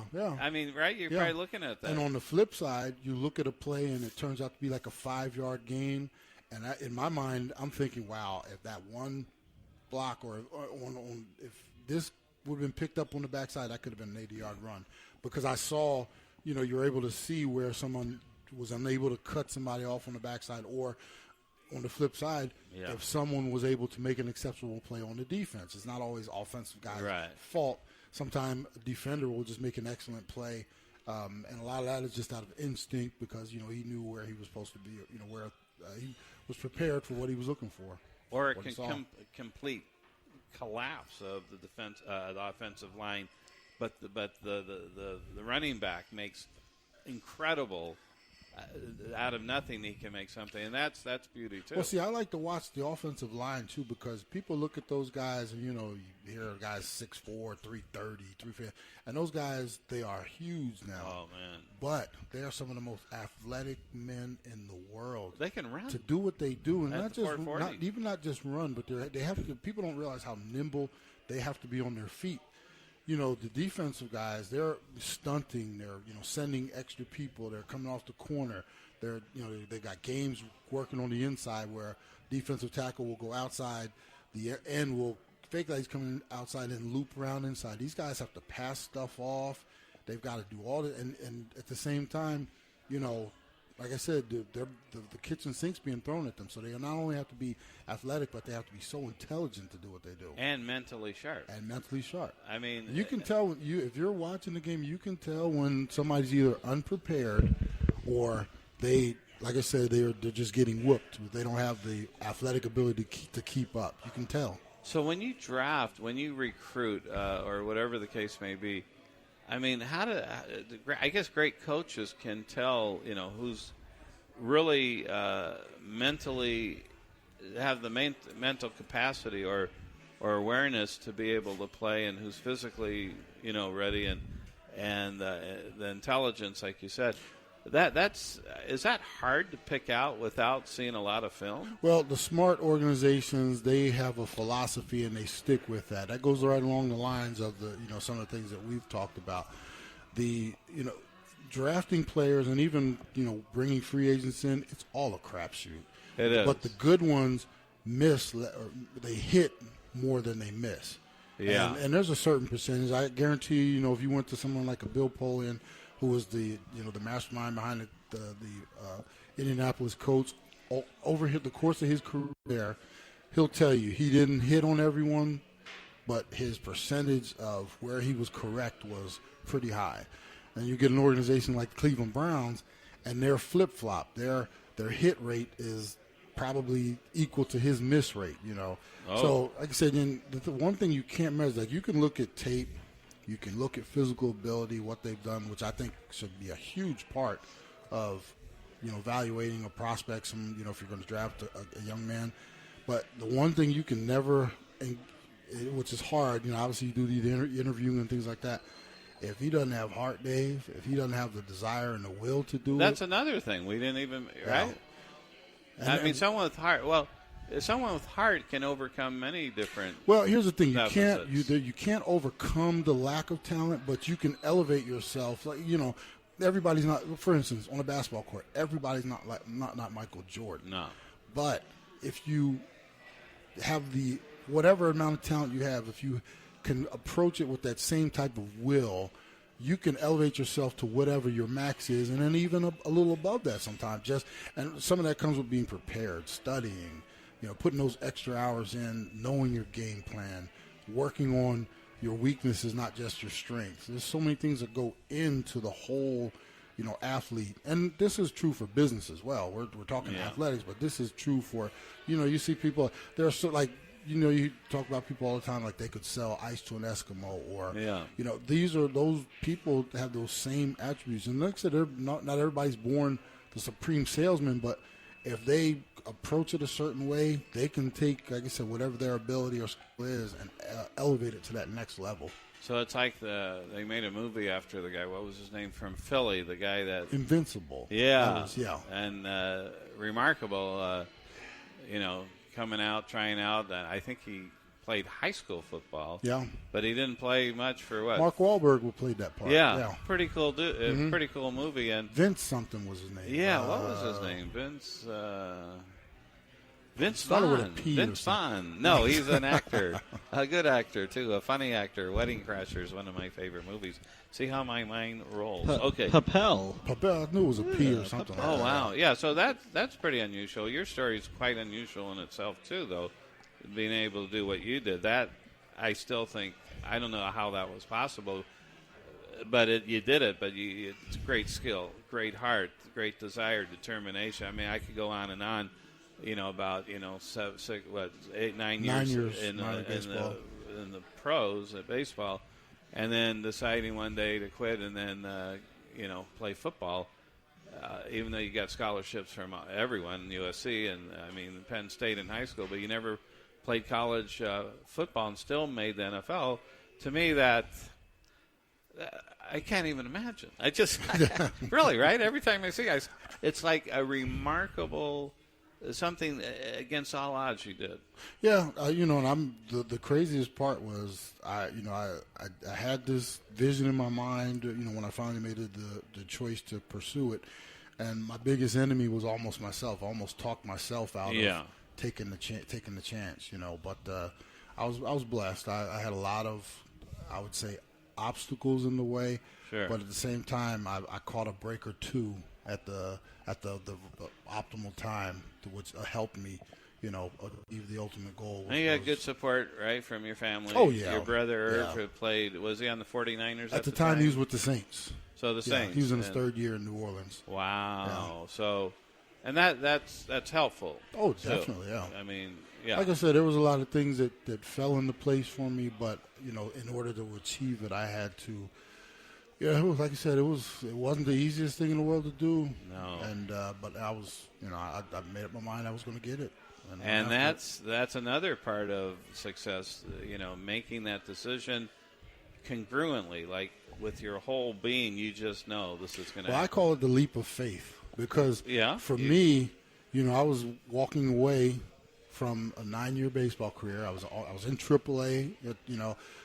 Many people would have said you're crazy, which they did, but I told them the story after. I was not even prepared to tell a lot of people what I was doing because I knew a lot of people would think I was crazy, probably try to talk me out of it. Wow. And it was, to leave how close I was in baseball and chase this crazy dream. Like I said, I had a few nights where I was even woke myself up thinking, man, what are you thinking? And you were only 20. You were 26. I was 26. Yeah. So still 25 actually. Really young. I think that's young. Young. I would say. Fairly young for baseball. Yeah, I still had a chance. In terms of football, maybe I was middle-aged as far as football. Yeah, that's a little different. Well, especially not, like I said, not having played in almost a decade, too. I was pretty. That's amazing. I mean, have you ever thought back? There's no sense to it, but if you took a different route, if you went to Penn State, USC, or something, as a football player, might have meant? I walked the exact path I was supposed to walk. I always tell people all the time, we can all say, what if? Right. What if I would have went to college, blew my knee out in the first year? Wouldn't have had any opportunity. I wouldn't have had, it's funny, I was in my garage yesterday cleaning something out, and I saw something that reminded me about my baseball days, and I started thinking about all the guys that I've met over the years I played professional baseball with, which are hundreds, probably thousands. Probably. And those, I would have never probably have met any of them. That's right. Right. A lot of friends I have that, we rode buses together. So all those memories would have been erased. Who knows? Yeah. Like I said, I could have went to college. Like I said, blew a knee out, never played in the Super Bowl, never played in the NFL, never played anything remotely. I don't know that. Never been on Breakthrough Sports. Never been on Breakthrough Sports. That would have been our loss. Exactly. Well, I would say. Yeah. Greg's over there crying. Yeah, man. We wouldn't be able to experience all this good food together. Yeah, that's true. That's true. These great restaurants, meeting all these great people. That's why I'm sort of quiet now. I'm starving. And so starving. I'm like, I can't wait.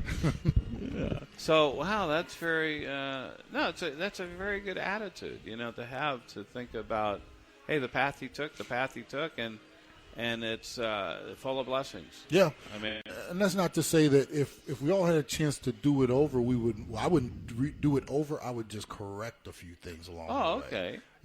Make some adjustments. Yeah, make some adjustments. But I would love to. I would stay on the same road because, like I said, the people I've met and the experiences I've had, not many people can say they've been there.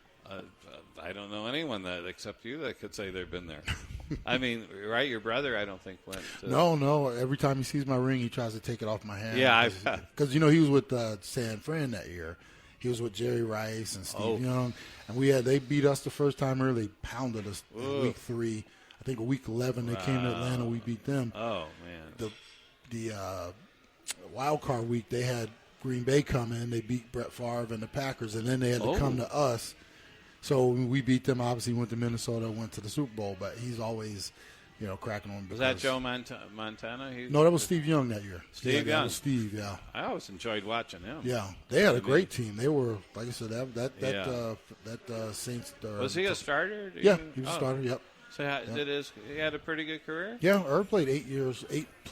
That's pretty decent, right? Yeah. Irv actually walked away on his own accord. He actually could have continued to play. He was just done after 8. Really? Yeah. He concerned about, why? Just some of the injuries, and I think his son was just born the year before. He was Irv Jr.? Irv Jr., yeah. He now let's brag about him. He's Alabama freshman, makes Alabama. Are you kidding me? A freshman?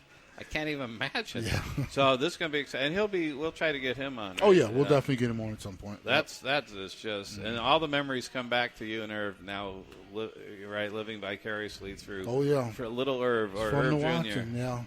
I'll have my eyes on him. I think that's really cool. So, wow, we're up against a hard break right now, and we are at the Tilted Kilt in Peoria, Arizona, 16840 North 83rd Avenue. Come on down, enjoy the show. We're here for another about a half hour. Good food, good service, good environment out here at the Tilted Kilt in Peoria. we'll be right back after this break. Tune in Monday through Friday, 9 to 11 a.m. as FanRag Sports Radio breaks down your pro and college teams with Chris Schubert right here on NBC Sports Radio AM 1060.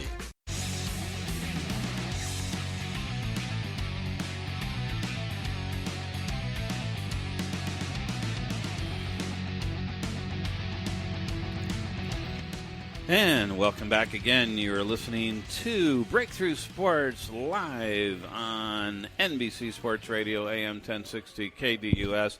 We are doing a live remote broadcast at the Tilted Kilt in Peoria, 16840 North 83rd Avenue. Come on down, and I'm watching Greg eat a hamburger with very unique. It looks like there's an egg with it, which is a nice combination. Fried egg burger. It is amazing. I haven't seen that before. Have you seen that before? I've seen it only on television. I've never ordered one myself. I've had it here before. There's so many good burgers here. This is my favorite per se because, the uniqueness. But, I just love it. And, you could have it a little runny, or you can have it all the way fried. I like to have it a little runny. And so it's cool. It's sort of like a little breakfast mix in there, kind of. But then you got your French fries and all the good stuff. Which is nice, right? Mm-hmm. Which is very cool. Wow. And I think we're going to have join us Julian McCullough, great comedian. He's performing at the House of Comedy, Rick Bronson's House of Comedy, today and I believe tomorrow. So that should be... You guys have become like almost regulars there a little bit. You've been getting out there a little bit. And... Yeah, Rick, who owns the House of Comedy, Rick Bronson, nice guy, this guy, and he's a big hockey guy, too. And when he's in town, he'll come on the show. And what's the best night to go? That's a good question. I would think Friday or Saturday, probably Sunday. I mean, they have the headliners Friday, Saturday, and Sunday, I believe. So maybe one of these Fridays, you guys are going, you let me know. I'd love to go. Oh, definitely. Wow. I think that'd be a I still haven't been yet either, so, we'll have to... It's a very cool deal, and no doubt about it. I've been there. It's a great venue too, by the way, on High Street, on and in High Street. I always say that because it used to be called City North.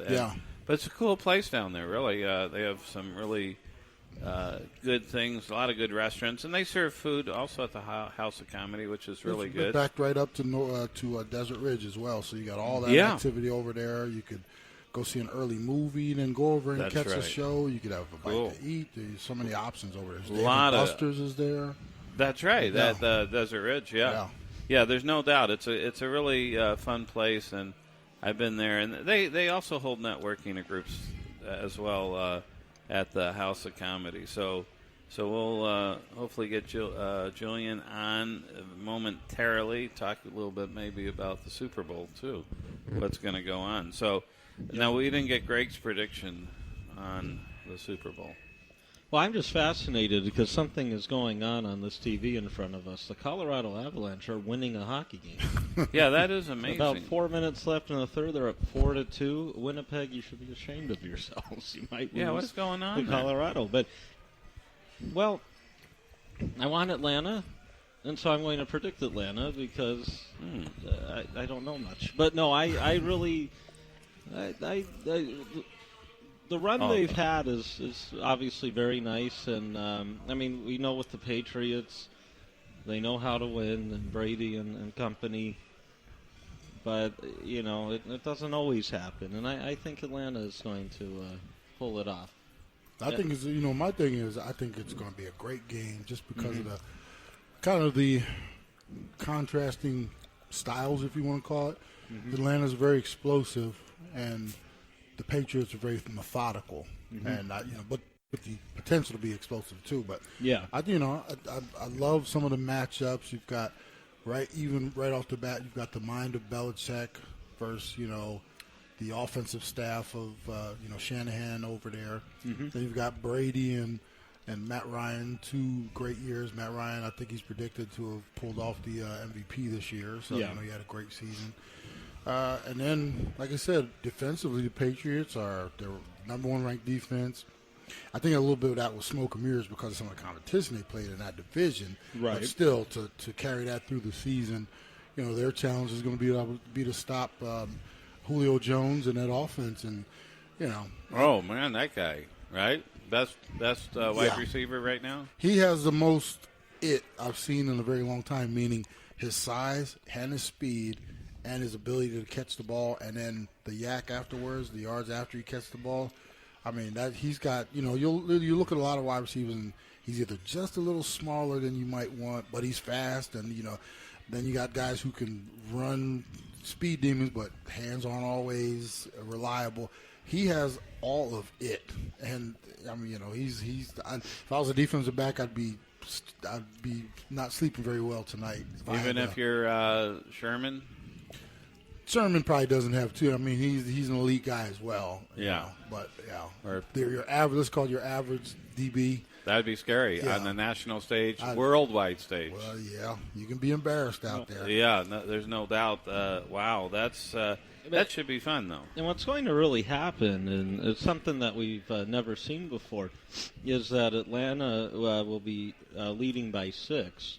And the Patriots will have it on their Atlanta's 1-yard line there, about to score.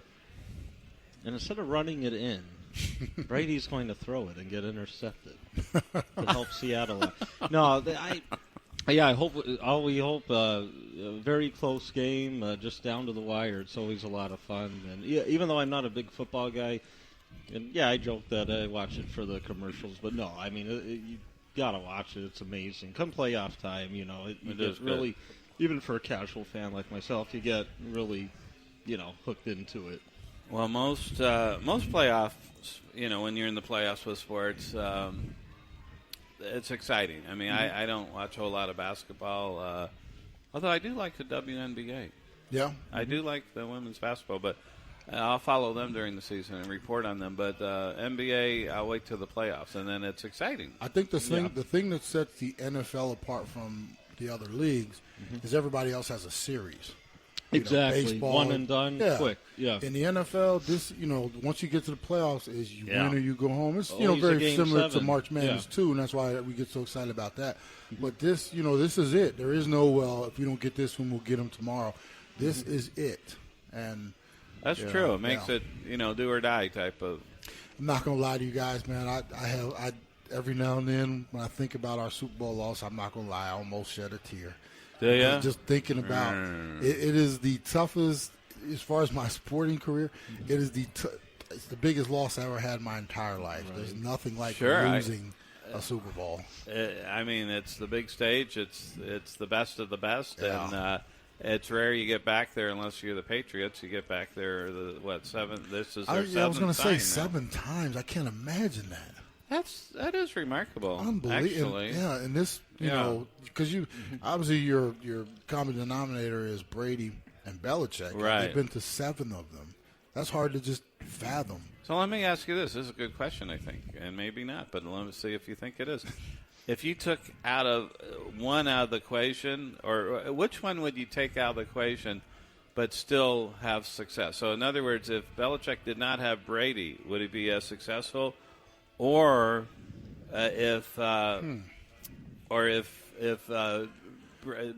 didn't have, or if Brady had a different coach, would it be successful? That is a good question. I would actually lean toward Belichick being because obviously he is the key. It is his game plan.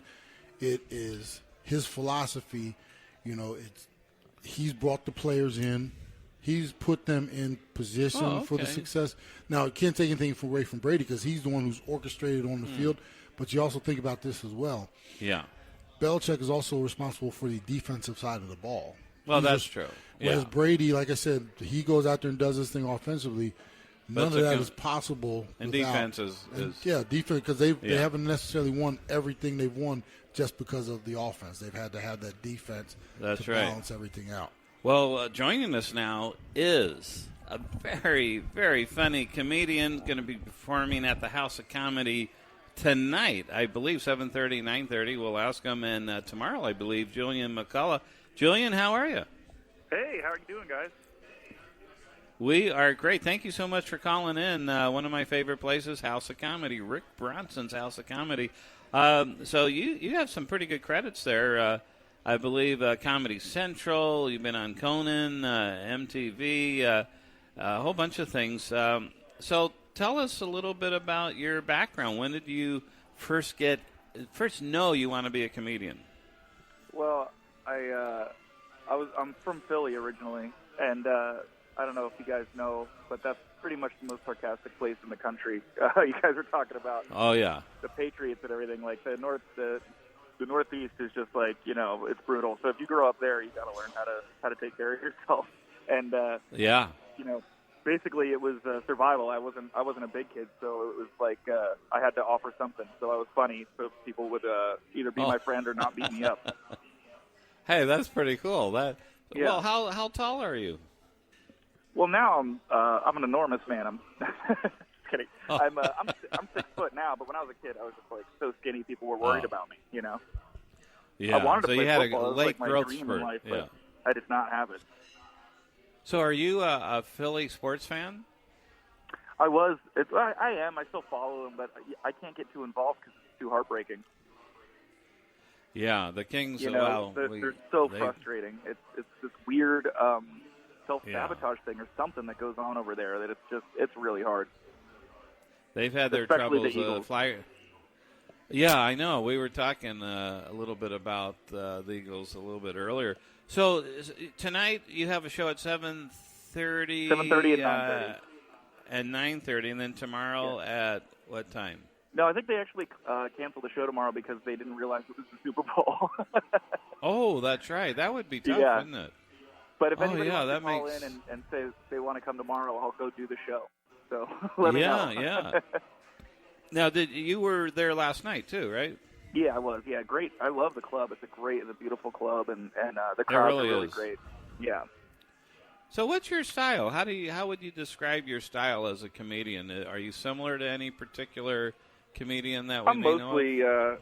I'm really personal. I don't really do like political stuff or I don't have just jokes. All of my stuff is like either stories or it's everything in my act is real. Like it all happened. It's not just jokes. I'm not one of those comedians. It's like, don't worry, it's just a joke. It's like, no, that really happened. So if you're offended, you have a right to be. Oh, wow. So that's sort of cool. So people can relate more to that, I believe, if it's real life situations. I think people really are drawn in by the stories, and it's a lot of fun. It's the only way I know how. I don't really. It's how I relate to people. So.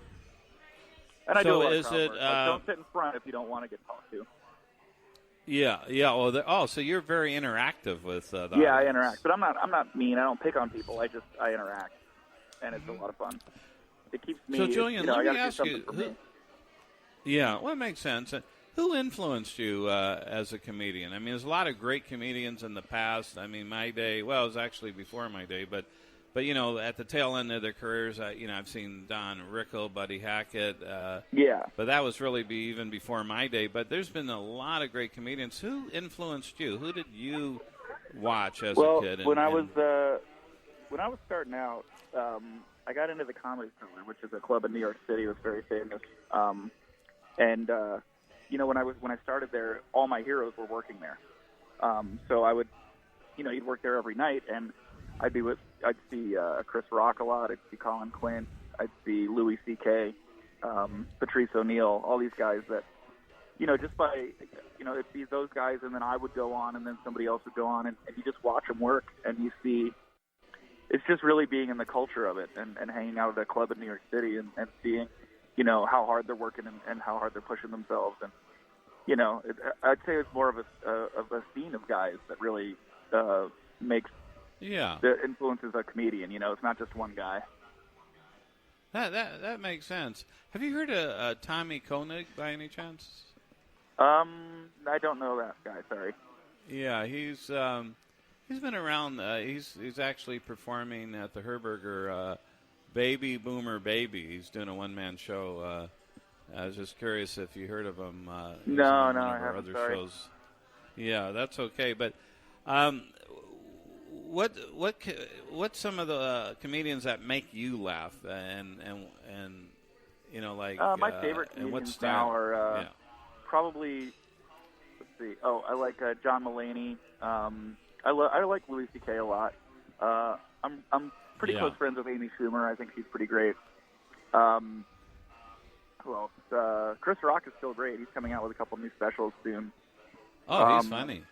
Brian Regan. I don't know if you've heard of Brian Regan. He's completely clean. I think I have, yeah. He's fantastic. Yeah, he's one of my favorites of all time. He makes me laugh pretty much harder than anyone. That is cool. Now, do you write your own material? Oh, yeah, we all. That's the only way you're allowed to do it. I mean, if there's a comedian out there not writing his own material, we're like chickens where we peck you out if we find out that you're stealing or not writing your own material. We kind of don't take you seriously. I gotcha. Yeah. And I mean, I know on TV you hear people, have writers like on sitcoms and stuff. Well, it's different. Sure I mean, after Kevin Hart does, 6 specials, he's probably got writers helping him write more stuff. But sure, until you're at that level and you need that much output, you're supposed to write. Yeah. So I suspect, like a lot of comedians, you probably travel a bit, huh? Oh yeah, I'm on the road all the time. I'm Diamond Medallion for Delta, that's for sure. Oh wow, So, do you enjoy that? Enjoy the traveling? Yeah, I don't mind it so much anymore. I got used to it. It doesn't really bother me. I kind of like it. And where are you home based? I live in LA now, but I'm a Northeast kind of person. I lived in New York. That's where I started in comedy. That's where I grew up, and But I've been living in LA for about 5 years, and I'd live somewhere else if I could, but there isn't really anywhere else I can go. So how would you compare the two? You always hear, L.A. and New York, if you want to be in entertainment, it should be one city or over the other.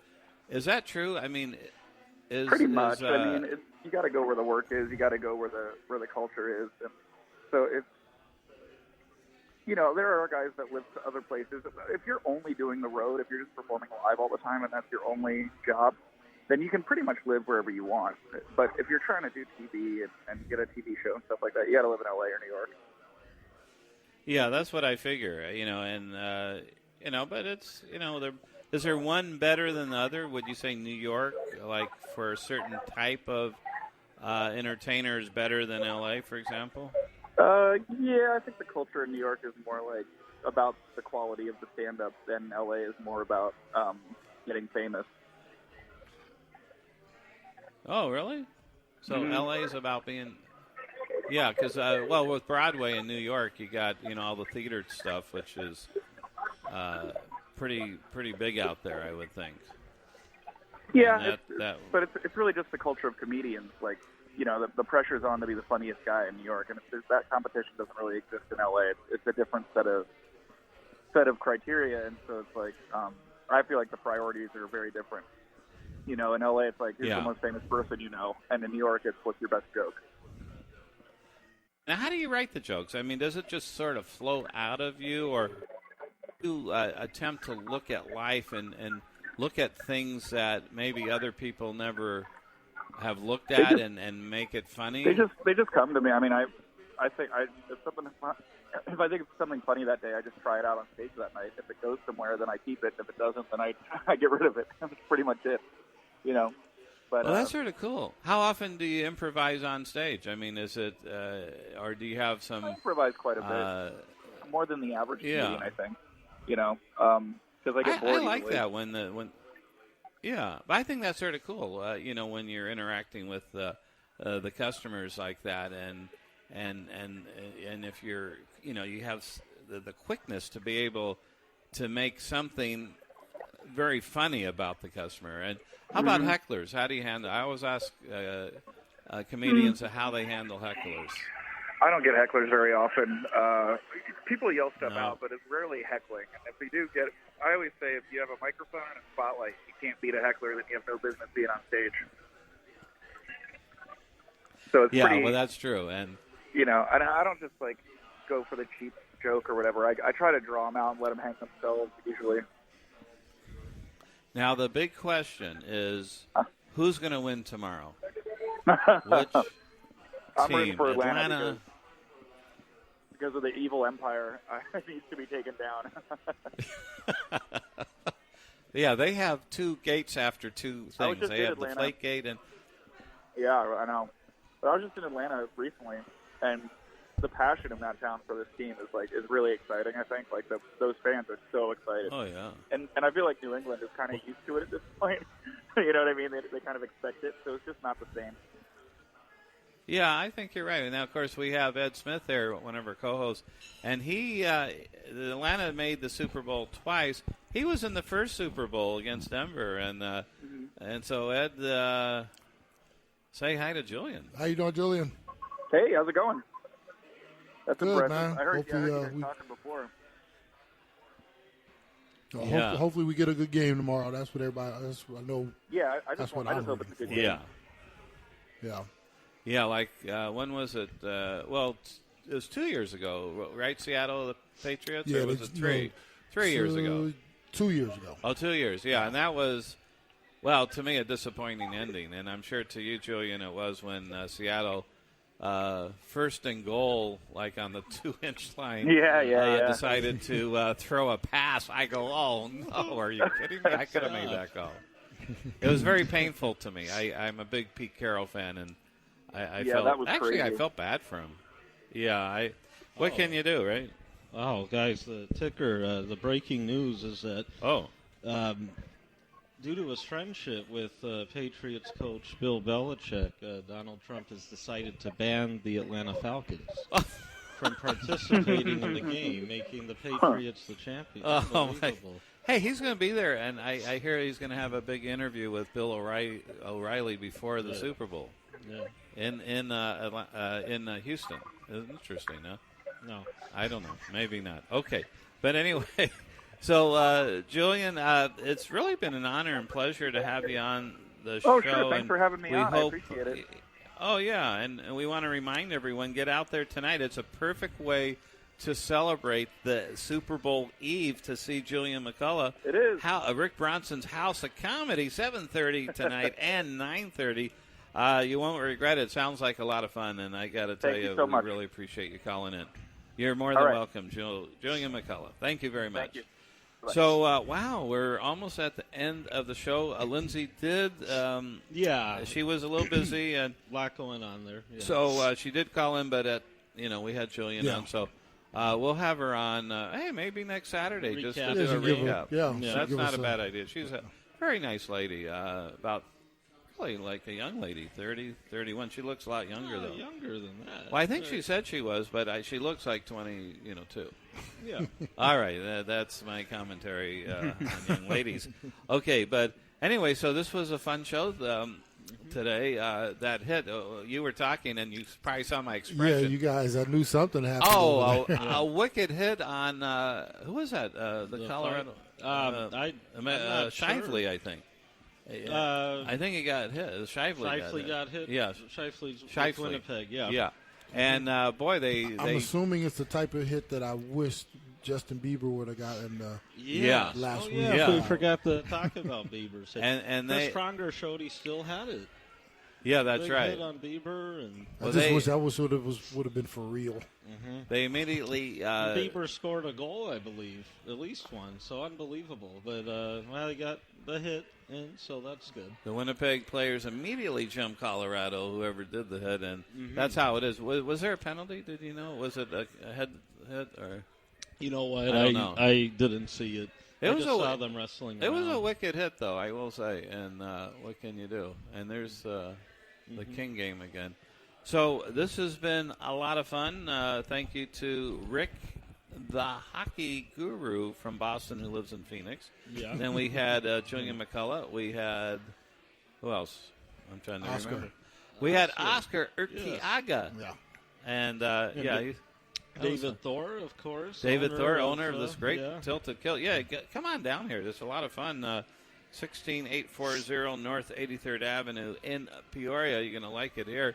And then they're going to have the big Super Bowl party tomorrow. And then the UFC stuff. That's sort of fun. I like going to those. And spring training. Anybody who's in the area, definitely stop out for our office is just like a mile from here. Or less. Well, we keep talking about having lunch ourselves, so one of these days we just get together and Yeah, that would be good. This would be a great place to do that, and there's no doubt about it. So, final predictions. Ed, you think the Patriots will win. What's the score? 31-27. I'm thinking Atlanta will win. I'm going to go 31-28. And Greg?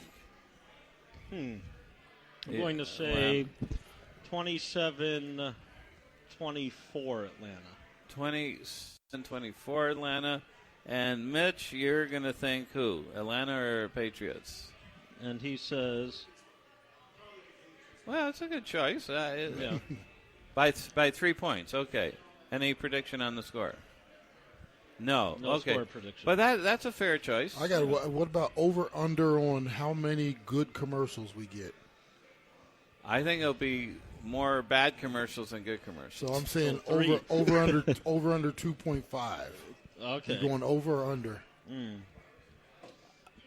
Over, under. What does I'm that going mean? to go over. I think there will be 3. You think at least 3? Yeah, I do. 3 bad commercials? 3 that good. are good. We're hoping for at least 3 Yeah. good. Oh, I think that. Okay, I'll go. What is that called? Over? Yeah. Okay, is that like over easy or over medium, like the egg on his sandwich or something like that?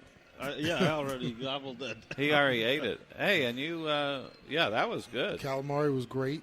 Yeah, that was the best calamari I've ever had. That is very good. Yeah, it was very astonishing, amazing. So, all right, so I'll go over 3 good commercials, probably the Dorito commercials. I'm taking the under again. I'm going under. Oh, wow. Yeah. If the previews, the couple I've seen already, if that's any indication, if they wanted to show us, you think they would show us at least a good one to get what I've seen so far. Yeah. So they had 2 gates behind their name. They had the Deflate Gate. What was the Video Gate or Spygate? Spygate. Yeah. Not everyone can claim they have 2 gates. Hey, Charlie Simmer, Dion, look at that. Oh, look at that mustache. Oh, that's interesting. Look at this. Good analysis of LA Kings. Anyway, so 2 gates. They're winning in the Gate Bowl. Yeah. Mm-hmm. So I'm sure they'll do very well. Yeah. Anyway, again, thank you to Tilted Kilt. Come on down here, 16840 North 83rd Avenue. You're going to have a lot of fun. It's open late tonight, and come down if you want to see the Super Bowl. They have a bunch of good stuff going on tomorrow. This is Breakthrough Sports live on NBC Sports Radio AM 1060 KDUS. We'll see everyone next week with another set of great guests. Everyone have a great weekend and go Falcons. Happy Super Bowl weekend. All right. Have a good weekend. Bye-bye.